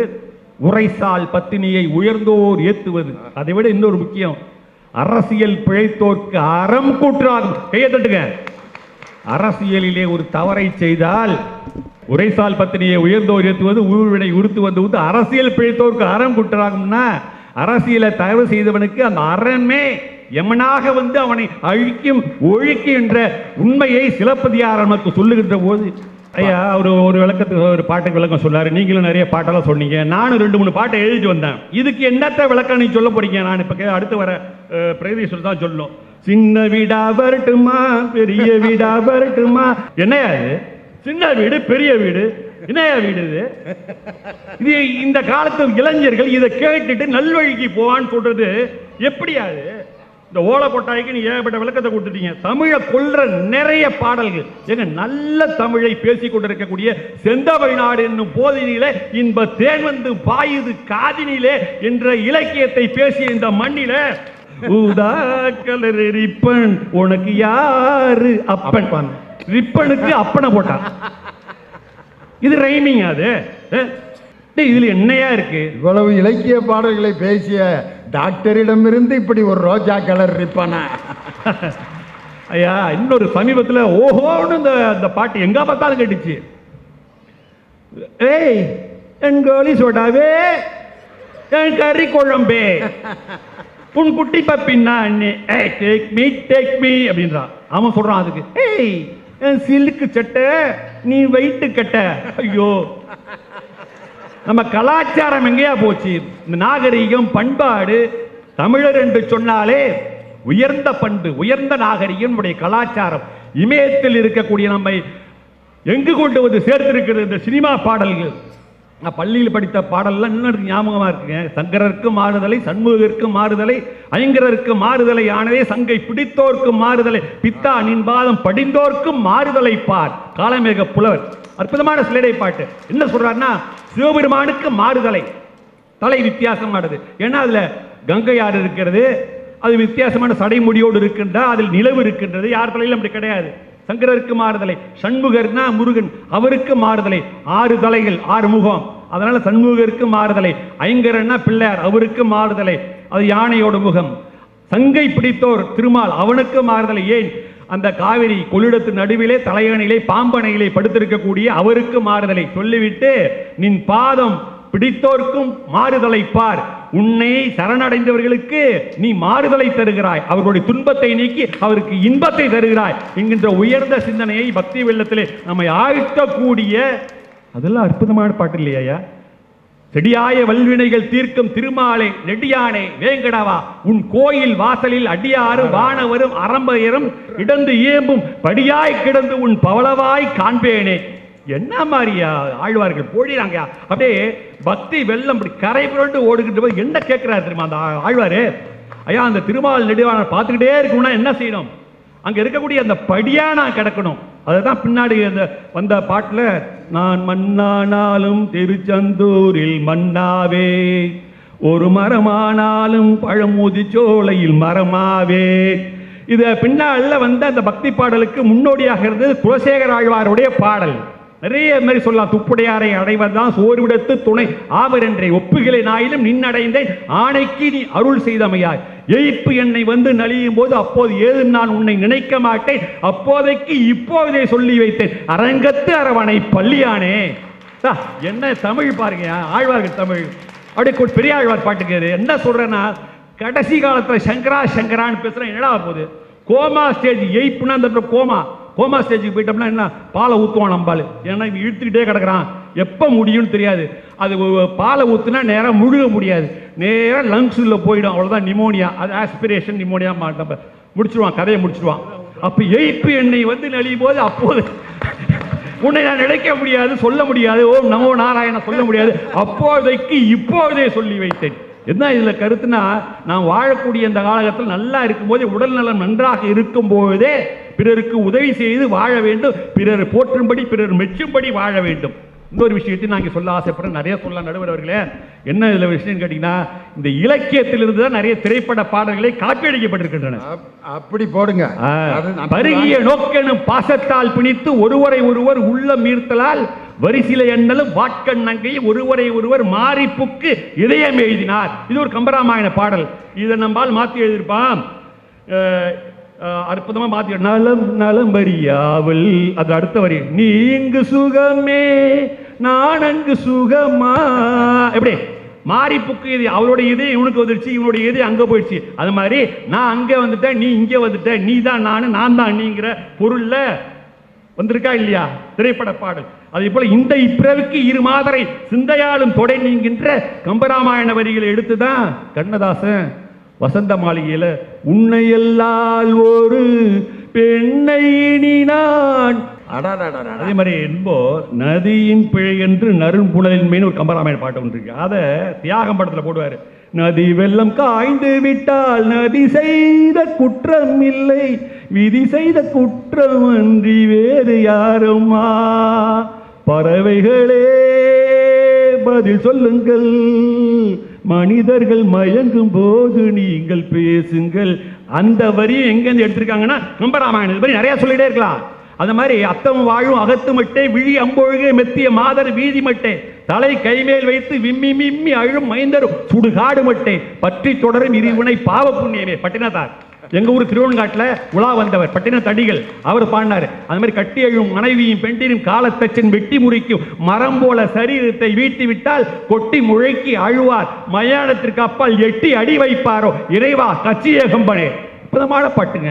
இந்த சிந்தனையை உள்வாங்கிதான் வீடு வரை உறவு, வீதி வரை மனைவி, காடு வரை பிள்ளை, கடைசி வரை யாரோ. இது மாதிரி நிறைய சொல்லலாம். யான் நோக்குங்கள் நிலம் நோக்கும் நோக்காக்கால் தான் நோக்கி மெல்ல நகும் இல்லையா. இதுக்கு ஒரு பாட்டு இருக்கு நடுவர்களே, உங்களுக்கு தெரிஞ்சிருக்கும். உன்னை நான் பார்க்கும் போது விண்ணை நீ பார்க்கின்றாயே, விண்ணை நான் பார்க்கும் போது.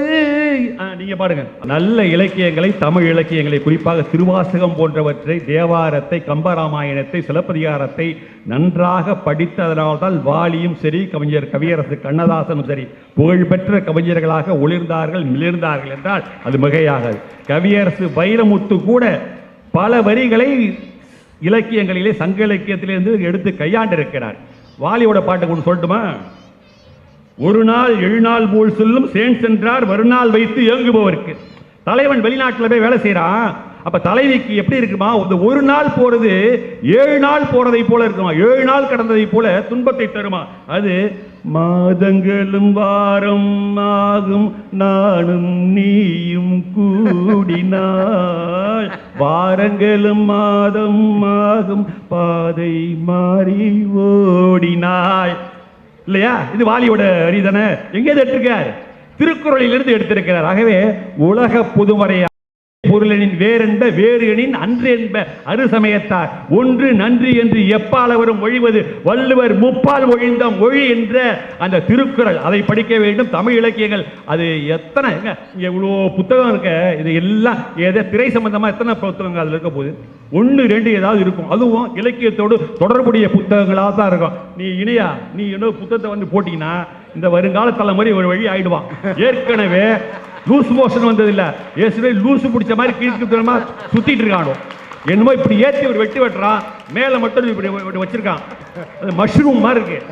மஷ்ரூம் அது என்னையா புளியோவா எங்கேயோ போயிட்டு இருக்கான். அப்படின்னு நீ கெடுத்து விடாதையா நடுவர் அவர்களே. ஆகவே இந்த இலக்கிய வரலாறு என்பது சினிமா 100 வருஷம் தாங்க, 100 வருஷம் தான். இன்னும் சொல்லப்போனா 1931 தான் சினிமாவே முதல்ல பேசும்படமே காளிதாஸ் வந்திருக்கு. 31 ஒரு 100 ஆண்டுகளுக்கு உள்ளதான் சினிமா. அதுக்குள்ள எல்லாம் அடங்கி போச்சு. சின்ன ஒரு ஃபீல்டு தான் அது சினிமாங்கிறது. இலக்கியம் என்பது அது வானத்தை போல அறிவை விரிவிசை அகண்டமாக்கு விசால பார்வையால் விழுங்கு மக்களை. ஒரே ஒரு திரைப்பட பாடல்கள் சொல்லுவாங்க, அறிவுக்கு வணங்கு வள்ளுவரை போல், அன்புக்கு இணங்கு வள்ளலாரை போல், கவிதைகள் வழங்கு பாரதியை போல், மேடையில் முழங்கு அறிஞர் அண்ணா போல். அந்த மேடையிலே அறிஞர் அண்ணா முழங்குகிறார் என்றால் அது திருவாசகம் கூட வரும், திருவாசகம் வரும், அது தேவாரம் கூட வரும், திருமூலர் திருமந்திரம் வரும். ஒன்றே குலம் ஒருவனே தேவங்கிறது அண்ணா சொன்னதா பல பேர் சொல்லுவாங்க. அல்ல, திருமூலர் திருமந்திரத்திலிருந்து எடுத்தது. ஒன்றே குலமும் ஒருவனே தேவனும் நன்றே நினைமின் நமனில்லை நானுமே என்கின்ற ஒரு திருமந்திரம் இருக்கிறது. அதனால் நன்றாக படித்தவர்களால் தான் அறிஞர்களாக ஆக முடியும். இது போன்ற கற்றறிந்த சபையிலே வந்து பேச வேண்டும், கைத்தட்டலை பெற வேண்டும் என்றால் உண்மையாக பல நூல்களை படிக்க வேண்டும். அதனால தான் பாவேந்தன் பாரதிதாசன் சொன்னார், நூலைப்படி சங்கத்தமிழ் நூலைப்படி, காலைப்படி கடும்பகல் படி, மாலை படி, இரவு படி, கற்கத்தான் வேண்டும் அப்படி, கல்லாதால் வாழ்வது எப்படி என்று பாவேந்தன் பாரதிதாசன் கேட்டான். ஆகவே எத்தனையோ இலக்கியங்கள். வள்ளலாருடைய பாட்டை ஒன்னே சொல்லிடுறேன். ஆதியும் நடுவும் அந்தமில்லா அருட்பெருஞ்சோதியின் உள்ளத்தை நீதியில் கலந்து நிறைந்தது நானும் நித்திய நாயினேன் உலகில், சாதியும் மதமும் சமயமும் தவிர்த்தே சுத்த சன்மார்க்க வீதியில் உமைத்தால் நிறுவுவல் உண்மை விளம்பினேன் வம்மினோ விரைந்தே என்று சாதிகளை மதங்களை கடந்த ஒரு சன்மார்க்க உலகத்திற்கு இந்த உலகத்தில் இருக்கக்கூடிய அனைத்து மக்களையும் அறைகூவி அழைத்த வள்ளல் பெருமானாருடைய அருட்பாவம் அப்படித்தான் நல்ல வழி நம்முடைய வாழ்க்கைக்கு காட்டுகிறது. பாவேந்தன் பாரதிதாசனுடைய வரிகள் ஏக சொல்லிக்கிட்டே போகலாம். இணைகின்ற தந்தைக்கும் தாய்க்கும் மக்கள் தனைகின்ற தமிழ்நாடு தனக்கும் என்னார், இணையளவு நலமேனும் கிடைக்கும் என்றார், செத்தொழியும் நாள் எனக்கு திருநாளாகின்றாரே. அதுதான் நம்முடைய இலக்கியங்கள் நமக்கு சொல்லி தருகின்ற உயர்ந்த படிப்பினை என்கின்ற செய்தியை சொல்லி வரலாற்று சிறப்புமிக்க இந்த பட்டிமன்றத்திலே நடுவர்களே, நீங்கள் கொடுக்கக்கூடிய தீர்ப்பு நம்முடைய தமிழை உயர்த்துவதாக இருக்க வேண்டும், தமிழுக்கு பெருமை செய்வதாக இருக்க வேண்டும். நன்றி, வணக்கம். கடைசிக்கு என்னைய சட்டையை பிடிச்சி ஒழுப்பிட்டு உட்காந்துருக்காரு. டாக்டர் ஜெயராஜமூர்த்திக்கு மீண்டும் ஒரு கரவொலி எழுப்பி எத்தனை இலக்கிய பாடல்களை அப்படியே கொட்டுறார். நான்லாம் உட்காந்து மனப்பாடம் பண்ணி அதில் 2 வரியை கூட விட்டுருவேன். பட்டினத்தார் பாடல் என்ன, குலசேகர ஆழ்வார் பாடல் என்ன, திருக்குறள் என்ன, வள்ளலாருடைய திருட்பா என்ன, கொட்டி அப்படியே திருவாசகம், தேவாரம், இது ஆழ்வார்களுடைய பாசுரங்கள் எல்லாத்தையும் இன்னைக்கு ஒரு இடத்துலேருந்து இத்தனை பாடல்கள் வந்தது எனக்கு தெரிஞ்சு ஜெயராஜமூர்த்தியினுடைய அந்த பேச்சில் தான். அருமையாக பேசினார். எல்லாம் காப்பி அடிச்சிருக்காங்கன்ட்டு ஒரு குற்றச்சாட்டை கொண்டு போயிருக்கார். குலசேகர ஆழ்வாருடைய பாட்டை பார்த்துட்டு தான் கண்ணதான் இது முருகனுடைய பக்தி பாட்டே எழுதுனாங்கன்னு புது ஆங்கிளில் கொண்டு போனார்.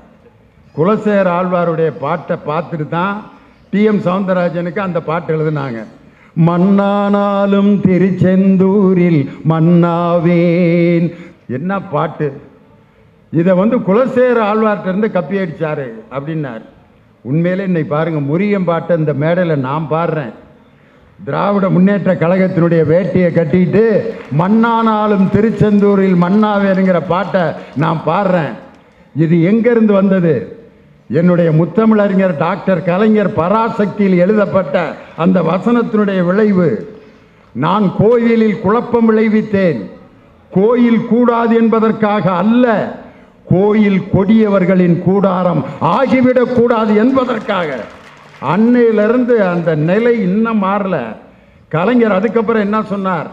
நாங்கள் பக்தி நெறியையும் தடுக்க மாட்டோம், பகுத்தறிவு பிரச்சாரத்தையும் நிறுத்த மாட்டோம். பகுத்தறிவு பிரச்சாரத்தை நிறுத்த மாட்டோம், பக்தி நெறியை தடுக்க மாட்டோம். முடிஞ்சா இன்னைக்கு நமது திராவிட மாடல் முதலமைச்சர் முருகன் மாநாட்டு மலர இன்னைக்கு நமது முதலமைச்சர் வெளியிட்டிருக்காருனா இதுதான் மக்களை நேசிக்கின்ற ஒரு அற்புதமான முயற்சி. மண்ணானாலும் திருச்செந்தூரில் மண்ணாவேன் காப்பி அடிச்சிருக்காங்க. இதை மட்டுமா காப்பி அடிச்சாங்க? திருக்குறள்ல இருந்து கண்ணதாசன் என்ன பாட்டு தெரியுமா? அது உள்ள கழித்தலும் காமம் மகிழ்தலும் கள்ளுக்கில் காமத்திற்கு உண்டுன்னு. நம்ம போடுற தண்ணியை விட அந்த காமத்தில் இருக்கக்கூடிய சுகம் எக்கச்சக்கம்டான்னார். அதை உண்மையிலே அனுபவிச்சவன் தண்ணி போடவே மாட்டான். அதை உண்மையிலேயே மனைவியிட இருக்கக்கூடிய அந்த உண்மையான இல்லற இன்பத்தை அனுபவிப்பவர்கள் கண்டிப்பாக போதையின் பாதைக்கு போக மாட்டான். அதில் ஃபெயிலியர் ஆனவன் தான் அங்கே போகிறேன். இதை கண்ணதாசன் எழுதியிருப்பார் சங்கே முழங்கு படத்தில்.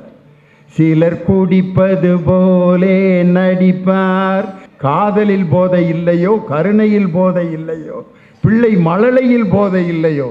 அந்த பேசும் மழலையை ரசிக்க தெரியாதவன் தான் தண்ணி போடுவான்.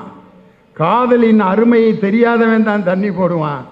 பிறருக்கு உதவி செய்யும் போது ஏற்படக்கூடிய அந்த போதை இருக்கு பார்த்தீங்களா, அதை அனுபவித்தவன் எந்த காரணத்திற்கும் மது போதைக்கு போக மாட்டான்னு கண்ணதாசன் காப்பி அடிச்சிருக்காங்கன்ட்டு ஒரு குற்றச்சாட்டை கொண்டு போயிட்டார்.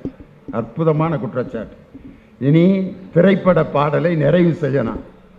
அவருடைய பேச்சுக்கு நான் ரசிகன். அப்பனா எப்படி இருக்கும்னு பார்த்துக்கிறீங்க. என் அருமை சகோதரர் புதுகை பூபாலம் பிரகதீஸ்வரர் உங்கள் பலத்த கரவொலியோடு திரை இசை களமே என்ற அணியை நிறைவு செய்ய வருகிறார். பேராசிரியர் வந்தார்.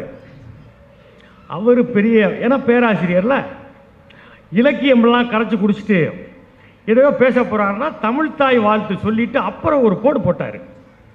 நான் அப்படியே அந்த ஸ்பீக்கர்லேருந்து வர்ற சவுண்டை கவனிச்சுக்கிட்டே இருக்கேன். என்ன சொல்றாரு அப்படின்னு பார்த்தா ஒரு இலக்கியத்தை எடுத்து விட்டார். என்ன இலக்கியம்னா, எழுதியபடிதான் நடக்கும் எல்லாம் விதிவசம் என்பதை விட்டுவிடு. எப்படி நீங்க என்ன கைதட்டணும் அப்படி சொன்னார். இளமையும் தோள்களில் இருக்கும் போதே எது நிஜம் என்பதை சுட்டுவிடு. இது திரைப்பட பாட்டு உங்களுக்கு புரியலையா ஐயா? அது திரைப்படத்தில் வந்த பாட்டு. அவர் இலக்கியம் மாதிரியே சொல்றாரு.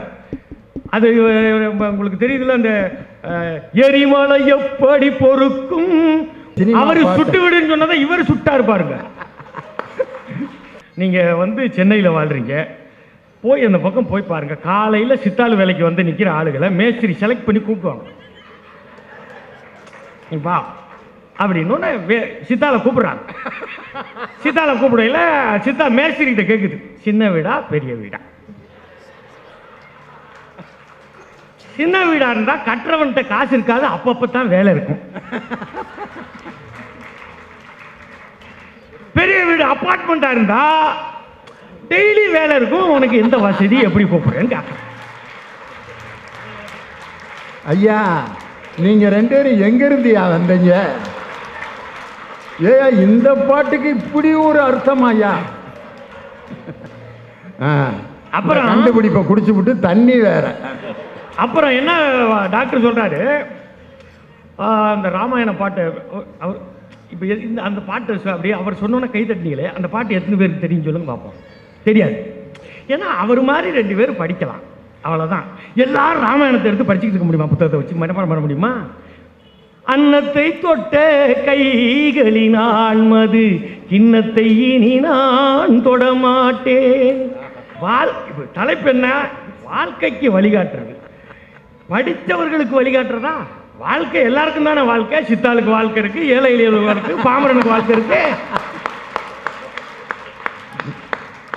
இப்ப இங்க புத்தக கண்காட்சிக்கு வந்திருக்கிறதுலே பாருங்க, 100 பேர் இருந்தாங்கன்னா அதுல 100 பேர்ல 25 பேர் சினிமா துறை சம்பந்தப்பட்ட இளைஞர்களாக தான் இருப்பாங்க. அவங்க புத்தகம் வாங்குறாங்க, இலக்கியத்தை வாங்கி படிக்கிறான், படிச்சுட்டு மக்களுக்கு ஏற்றது மாதிரி அதை கொடுத்து மாற்றி கொடுக்குறான். அதான் வழி போய் சேருது. அவன் மாற்றான்ல. இப்போ நான் ஒரு சொல்கிறேன், அப்துல் ரஹ்மானை போய் கேட்டாங்க, நிலை சேர்ந்தா இருக்கா தெரியும். அப்துல் ரஹ்மானை போய் ஏன் திரைப்பட பாட்டு எழுதலையான்னு கேட்டாங்க. அவர் சொன்னார் ரொம்ப உதாரணம், சூப்பரான உதாரணம் சொல்கிறாரு. அம்மி கொத்துவதற்கு சிற்பி எதற்கு அப்படின்னாரு. அவர் நல்ல கவிஞர், உண்மையிலே நல்ல கவிஞர். இப்போ நான் ஒரு கவிதை ஒன்று சொல்கிறேன், எத்தனை பேர் படிச்சிருப்பீன்னு பார்ப்போம். உன்னுள் இருக்கும் சூடு ஆறிவிடக்கூடாது. நல்லா கேளுங்க. உன்னுள் இருக்கும் சூடு நல்ல கவிதை அது. உன்னுள் இருக்கும் சூடு ஆறிவிடக்கூடாது, அது ஆறினால் நீ சாம்பலாகி விடுவாய், அதுவும் மரணத்துக்கு சமம்தான்.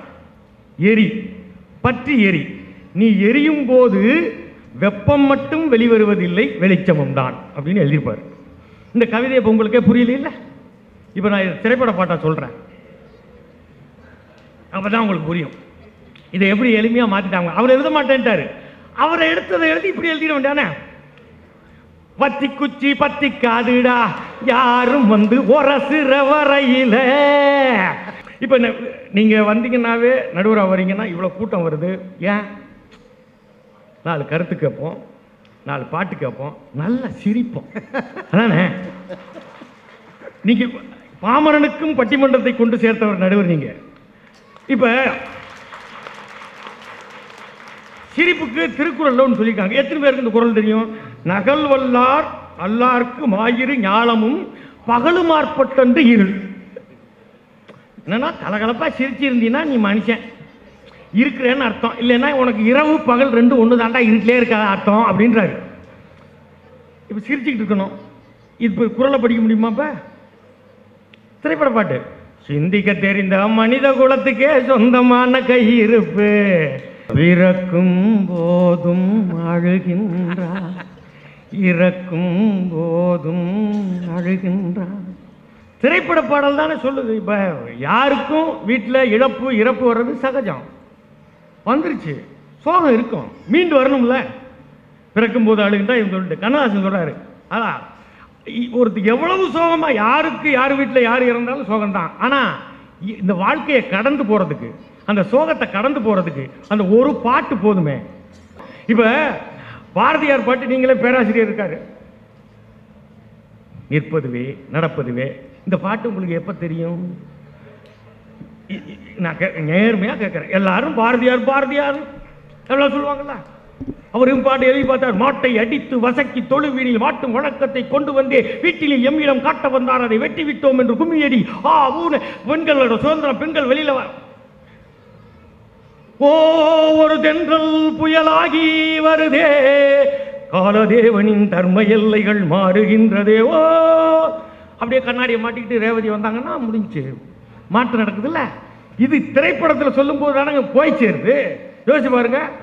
பாரதியார் பாட்டு, நிற்பதுவே நடப்பதுவே, யார் பாட்டு வந்த பிறகு தானே தெரியுது, பல பேருக்கு அதுதானே தெரியுது. நீங்களே நடுவர் ஃபர்ஸ்ட் தொடங்கில ஒரு பாட்டு பாடுனீங்க, நல்ல வேலை திரைப்படத்தில் வச்சாங்க பாரதிதாசன் பாட்டை, இல்லைன்னா அதுக்கும் தெரிஞ்சிருக்காது நமக்கு. அமுதே தமிழே அழகிய மொழியே எனதுயிரே, இல்லாட்டி ஏதாவது சொல்லியிருக்கோம். எத்தனை பேருக்கு தெரிஞ்சிருக்கோம்? டாக்டர் மாதிரி ஆளுங்க படிச்சுட்டு,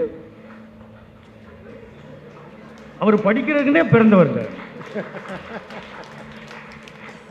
டாக்டருக்கும் படிச்சு இலக்கியமும் படிச்சு, இப்படி ஒரு வைத்தியம் இப்படி ஒரு வைத்தியம், பெரிய விஷயம் இல்லை. நம்ம வந்து கம்பராமாயணத்தை சொல்லச்சுன்னா தட்டா பேக்க தட்டா பே, எதுக்கு அதெல்லாம் எப்படி சிரமப்பட்டுக்கிட்டு, பாட்டு இருக்கு எடுத்துட்டு போயிடுவோம், அப்படி அவ்வளோதானே லைஃபை கடந்து போகிறது தானே. இப்போ பாருங்க எவ்வளவு திரைப்பட பாடல்கள் நான் சொல்லலாம், நேரம் இல்லை. ஆரோடும் மண்ணில் எங்கும் நீரோடும், ஏரோடும் என்றும் நம்ம தேரோடும், யாரோடும் வேதம் இல்லை, போராடும் எண்ணம் இல்லை, ஊரோடு சேர்ந்து உண்ணலாம். எப்படி இதை சொல்ல முடியுமா? எப்படிங்க? ஆறு ஓடணும், அதுல நீர் ஓடணும், சும்மா இல்லை. அவங்க சொன்னார்ல, ஆறு மட்டும் ஓடக்கூடாது, ஆறுல நீர் ஓடணும், அது ரொம்ப முக்கியம். ஆறு நீர் ஓடினா தான் ஏர் ஓடுமா. பட்டியலை பாருங்க, ஆறு ஓடணும், நீர் ஓடணும், ஓடணும், தேர் ஓடணும். பிரச்சனை இல்லை, நாட்டு நல்லா இருக்கு, ஒரு நல்லா இருக்கு, அவ்வளோதானுங்க. இப்போ இந்த வருஷம் தாங்க ஆறு நல்லா ஓடுது, நீர் நல்லா ஓடுது, தேர் நல்லா ஓடுது. பாருங்க 2 வருஷமா தேர் எவ்வளோ ஓடுது யோசிச்சு பாருங்களேன். நடுவர் இருக்காரு, எத்தனை தேர் ஓடுது, எத்தனை கோயில் கும்பாபிஷேகம் நடக்குது, நல்லா தானே நடந்துக்கிட்டு இருக்கு. அப்புறம் பாருங்க, இப்போ என்ன ஆறு ஓடணும் இறக்கணும் அப்படிலாம், அப்போ பாட்டு எழுதியிருக்கேன் பாருங்க. ஏத்தமுன்னா ஏத்தம், அதுல இருக்குது முன்னேற்றம், எல்லோரும் பாடுபட்டா அது இன்பம் விளையும் தோட்டம். இன்னொரு பாட்டு சொல்றேன் கேளுங்க. இப்ப இவ்வளவு கூட்டம் இருக்கு. சில இடத்துல பாத்தீங்கன்னா நாட்டிலையும் அப்படித்தான். சில பேர் ஏதாவது பிரச்சனை பண்ணணும்னுட்டு என்னவாவது பண்ணிக்கிட்டு இருக்காங்க தனித்தனியா. நீங்க ஏதோ நினைச்சு கைதட்டிய ஒரு ஆளு, அவங்க ஏதோ நினைச்சுக்கிறீங்க. ஏதோ அவங்க இருப்பை காட்டுறதுக்கு நான் இருக்கிறேன் பாத்தியா, நான் இருக்கிறேன் பாத்தியா, நானும் ஜெயிலுக்கு போறேன், நானும் அப்படிதான் இருக்கிறத காட்டணும்ல. இப்ப அதுக்கு பாட்டு பாருங்க, எப்படி பாட்டுங்க. நல்லா விளைஞ்ச வயல்ல நெல் கருது முத்துனது, நல்ல விளைஞ்ச கருது பூரா பேசாம இருக்கும், தலையை கீழே போட்டுக்கிட்டு. இந்த பதர் மட்டும் வரப்புலேருந்தே பார்க்கலாம், அங்க ஒண்ணு நிற்கும், அங்க ஒண்ணு நிற்கும், அங்க ஒண்ணு நிற்கும், அங்க நிற்கும். அது நான் இருக்கிறேன்னு சொல்லும். ஆனா பயனுண்டா? பாட்டை பாருங்க. தரைய பார்த்து நிக்குது நல்ல கதிரு, தன் தவற மறந்து வெளியே நீட்டுது பதறு. ஒரே ஒரு பாட்டு, நான் எனக்கு பர்சனலா ஒரு பாட்டு, எப்ப சோர்வா இருந்தாலும் சரி ஒரு பாட்டு எனக்கு, அந்த ஒரு பாட்டில் அந்த வரிகள் மட்டும் எனக்கு போதும். என்ன அடுத்த செகண்ட் அப்படியே சொல்லி குதிச்சு போக வைக்குது. சிம்பிள். ஏதோ பிரச்சனை வந்துருது, ஏதோ மாட்டிக்கிறோம், என்னமோ பண்றோம். வாழ்க்கையில் எல்லாருக்கும் இடர் வந்துகிட்டே இருக்கும். இப்ப சொல்ற பாட்டை பாடமா வச்சுட்டு கேளுங்க நீங்க, அவ்வளவுதான். வாழ்க்கை டப்புன்னு எழுந்து கிளம்பிடலாம். எங்கே வாழ்க்கை தொடங்கும், அது எங்கே எவ்விதம் முடியும், இவ்வளவுதாங்க வாழ்க்கை. இதை விட என்னங்க இருக்கு? இதுதான் எளிய மக்களுக்கு வழி. நாங்கள் 2 பேரும் இப்ப இலக்கியத்துக்கு எதிரி, புத்தகத்துக்கு எதிரிங்கிற மாதிரி சொல்லல. எல்லாரும் அதை போய் வாங்க முடியாது. இப்ப வாங்கின புத்தக வாங்கினவங்க பூரா படிச்சிட்டாங்களா என்ன? முதல்ல வந்தவங்க பூரா வாங்கினாங்களா என்ன?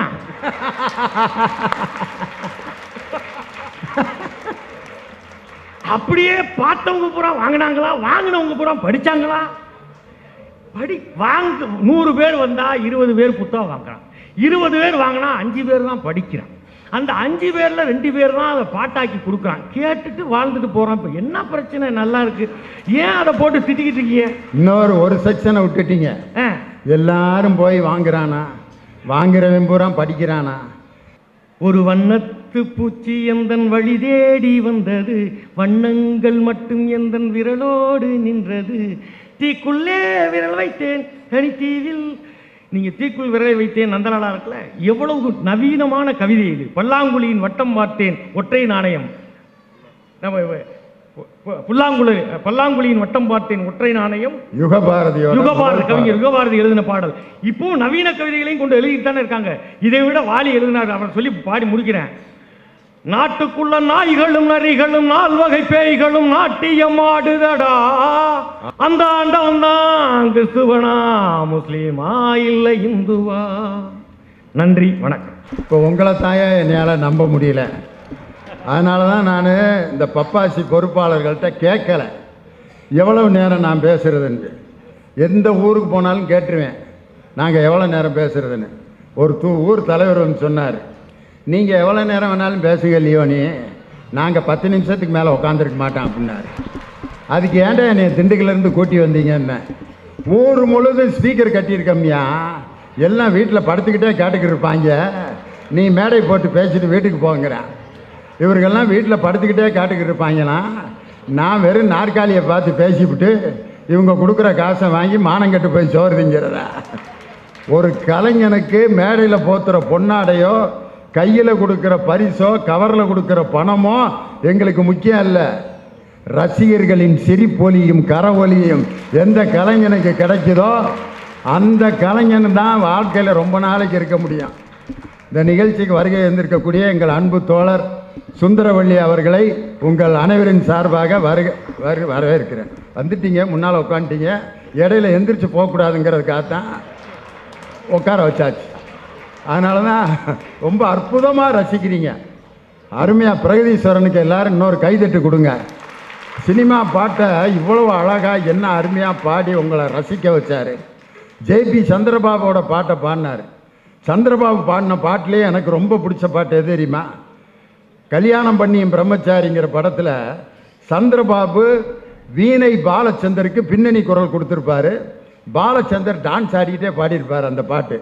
கல்யாணம் கல்யாணம் வேணும் வாழ்வில் கல்யாணம். பட்டண பெண்ணோ பட்டிக்காடோ கட்டிய ராஜா ஹனிமூன் போடான்னார். என்ன பொண்ணை கட்டினாலும் கனிமூன் போ. பொண்ணை கட்டிட்டு வந்தோடனே இன்னொரு நல்ல பொண்ணா கூட பார்த்துருக்கலாமே அப்படின்னு நினச்சின்னா தொடங்குச்சு அதோட நரகம். அப்போவே சொன்னாங்க என் மாமகளை கட்ட சொல்லி அப்படின்னு நினச்சின்னா அந்த வாழ்க்கை உனக்கு நல்லா இருக்குமா? சந்திரபாபுவோட பாட்டு. உண்மையிலே இலக்கியம் எப்படிப்பட்டது? பெயக்கண்டும் நஞ்சுண்டமைவர் நயத்தக்க நாகரிகம் வேண்டுபவர். திருக்குறள். இதை எங்கே அனுபவிச்சேன் தெரியுமா? வைகை எக்ஸ்பிரஸில் போயிட்டுருக்கேன். அப்போ கேன்டீன் இருக்குது வைகை எக்ஸ்பிரஸில். வாங்கி திங்க காசு இல்லை. அந்த நிலமையில் போயிட்டுருக்கேன் நான். ஏதோ வடைய கிடையே தின்னுபிட்டு அப்படியே போயிட்டுருக்கான். திடீர்னு ஒரு குரூப் ஏறிச்சு, ஒரு அரசியல் குரூப். ஏடிஎம்கே வேட்டி கட்டின ஒருத்தர், ஒரு 15 பேர். அவர் எல்லாரும் அண்ணன் வாழ்க அண்ணன் வாழ்க அப்படின்னு வழி அனுப்புனாங்க. அவர் எனக்கு முன்னால் உட்காந்துருந்தார். உட்காந்து திடீர்னு சாப்பிட ஆரம்பித்தாங்க. உடனே அவர் சாப்பாட்டில் ஒரு 2 பாக்கெட் எடுத்து எனக்கும் என் கூட வந்தவருக்கும் கொடுத்து, மட்டன் சுக்கா எலுமிச்சம்பழ சாதம். பசியோடு இருக்கப்போ இப்படி இருந்திருக்காங்க. அவர் கொடுக்குறாரு. எனக்கு அவர் யாருன்னே தெரியல. என்னடா நமக்கு வணக்கண்ணே நல்லா இருக்கீங்களா அப்படின்றாரு. வணக்கங்க நல்லா இருக்கேங்க. ஏடிஎம்கே வேட்டி கட்டியிருக்காரு. பெரிய ஆளுன்னு தெரியுது, யாருன்னு தெரியல. வாங்கி சாப்பிட்டேன். நல்லா இருக்கான்னு வேற கேட்குறாரு. ரொம்ப நல்லா இருந்துச்சுங்கண்ணே. அண்ணே ரொம்ப நன்றிண்ணே. பக்கத்தில் இருக்கவனை கேட்டேன், யாரா அவர் அப்படின்னு. எனக்கும் தெரியலங்க. நீங்கள் தானடா வாங்கி தின்ன, நீங்கள் தின்னீங்க, அப்புறம் நான் திங்காமல் நீங்கள் யாருன்னு தெரியாமல் வாங்கி சாப்பிட்றீங்களே.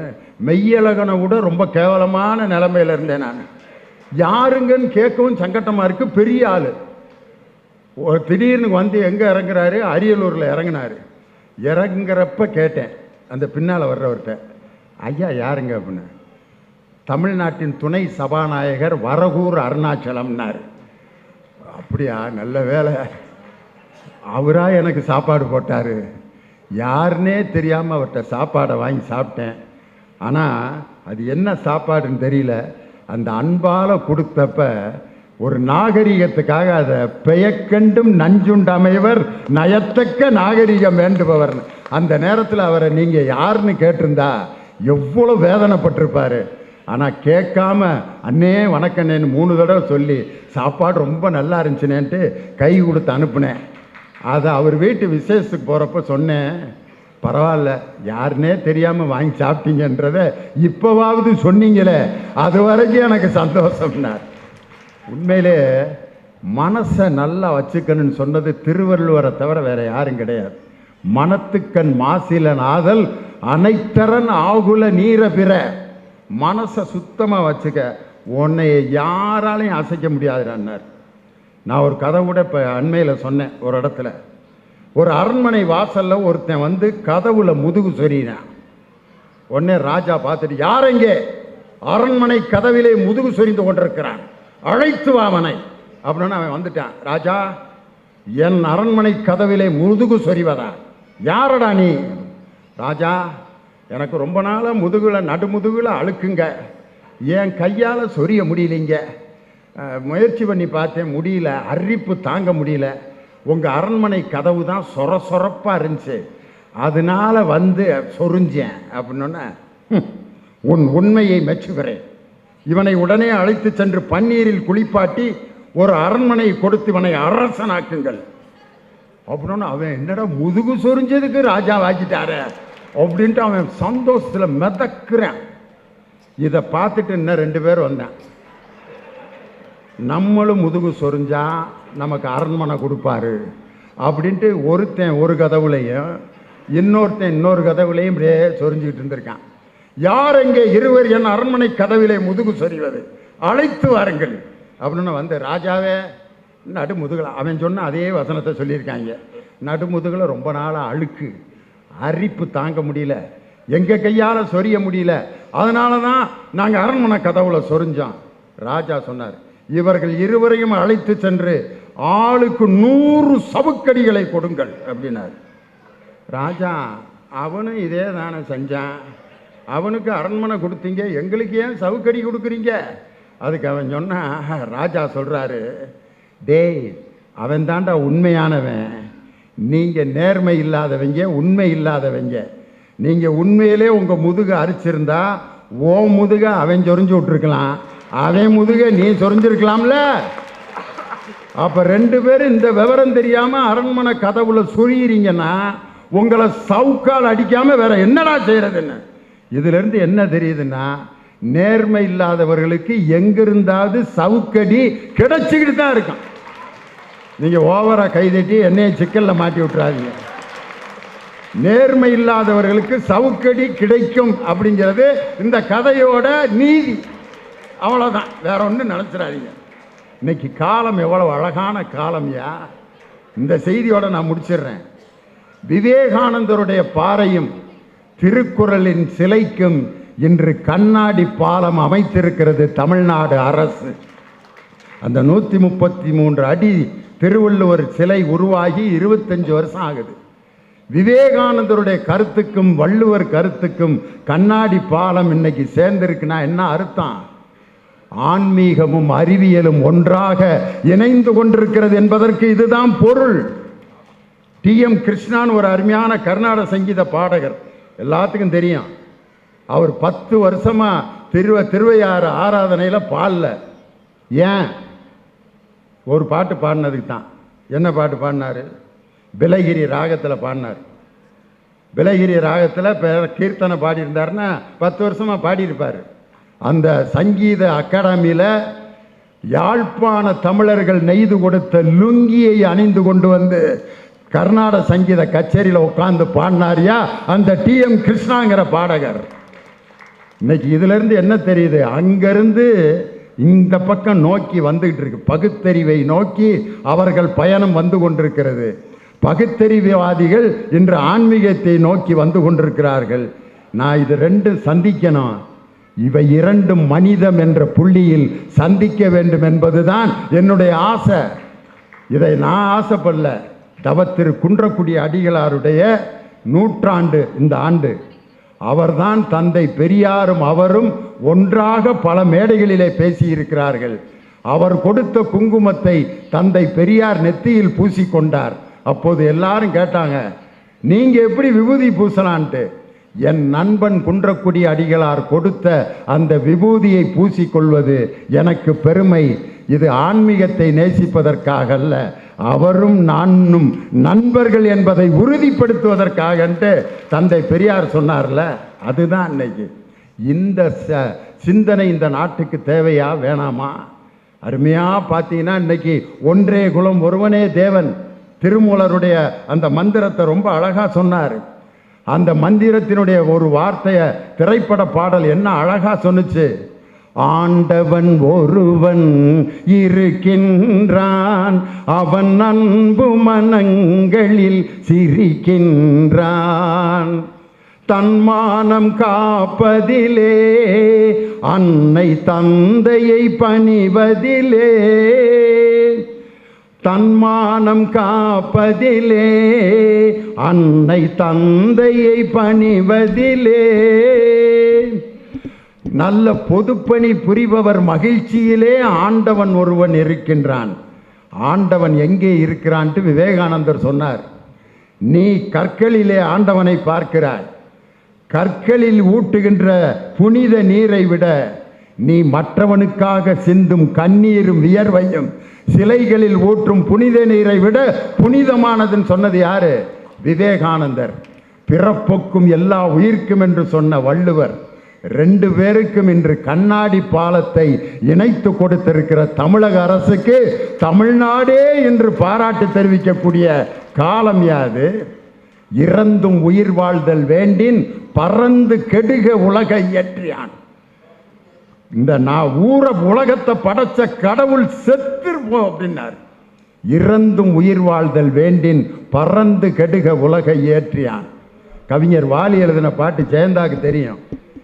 இறைவன் ஒருவன், இறைவன் உலகத்தை படைத்தானா? ஏழ்மையை அவன்தான் படைத்தானா? ஏழையை படைத்தவன் இறைவன் என்றால் இறைவன் எதற்காக? பொன்னகை அணிந்த மாளிகைகள், புன்னகை மறந்த மண்குடிசை, பசிவர அங்கே மாத்திரைகள், பட்டினியால் இங்கு யாத்திரைகள், இருவேர் உலகம் எதுவென்றால் இறைவன் என்பவன் எதற்காக? யாரு? வாலி. இதேதான் வள்ளுவன் சொன்னான். தனி ஒருவனுக்கு உணவில்லை எனில் ஜகத்தினை அழித்திடுவோம். பாரதி இறந்தும் உயிர் வாழ்தல் வேண்டின் பறந்து கெடுக உலகை இயற்றியான். இலக்கியம், திரைப்பட பாடல் எல்லாத்தையும் ரசிக்கிறீங்க. ரெண்டில் இன்னைக்கு வாழ்க்கைக்கு வழிகாட்டுவது எது? டாக்டர் சொன்னார், திரைப்படம் 1931 தொடங்கி இன்னைக்கு 2024. ஆனால் இலக்கியம், அதுக்கு அருமையான இசை கிடையாது. ஏஆர் ரஹ்மான் மியூசிக் போடல, இளையராஜா மியூசிக் போடல, எம்எஸ் விஸ்வநாதன் மியூசிக் போடல, எம்ஜிஆர் நடிக்கல, சிவாஜி கணேசன் நடிக்கல, சரோஜா தேவி பாடல, நயன்தாரா பாடல, இன்னைக்கு இருக்கக்கூடிய லேட்டஸ்ட்டு அஜித் பாடல, ரஜினி ஐயா பாடல. ஆனால் இலக்கியம் 3000 ஆண்டுகளுக்கு முன் அகர முதல எழுத்தெல்லாம் ஆதிபகவன் முதற்றே உலகு என்று தொடங்கி ஊடுதல் காமத்திற்கின்பம் அதற்கின்பம் கூடி முயங்கப் பெறின் என்ற 1330 திருக்குறள் 3000 ஆண்டுகளுக்கு முன் தோன்றி இன்னும் வாழ்ந்து கொண்டிருக்கிறது என்று சொன்னால், திரைப்பட பாடல் கேட்டு ரசிக்கலாம், வாழ்க்கைக்கு வழிகாட்டலாம். ஆனால் திரைப்படம் தோன்றுவதற்கு முன்பிருந்தே மனிதனுக்கு வழிகாட்டி கொண்டிருப்பது இலக்கியம்தான், இலக்கிய வளம்தான். அந்த இலக்கியத்தை நீங்கள் நேசிக்கணும். அந்த இலக்கியம்தான் இந்த மனிதனுடைய வாழ்க்கைக்கு வழிகாட்டும் என்று சொல்லி, நல்ல இலக்கியங்களை படைத்த அந்த இலக்கியவாதிகளின் புத்தகங்களை நீங்கள் வாங்குங்கள், படியுங்கள், படித்ததை மற்றவர்களுக்கு சொல்லுங்கள் என்று சொல்லி இந்த 48வது புத்தக கண்காட்சியில் எங்களுடைய பட்டிமன்றத்தை இவ்வளவு அருமையாக ரசித்து கேட்ட எங்கள் உயிரினும் மேலான ரசிக பெருமக்களுக்கு என் அன்பு வணக்கத்தை தெரிவித்து உங்களிடமிருந்து விடைபெறுகிறேன். நன்றி, வணக்கம்.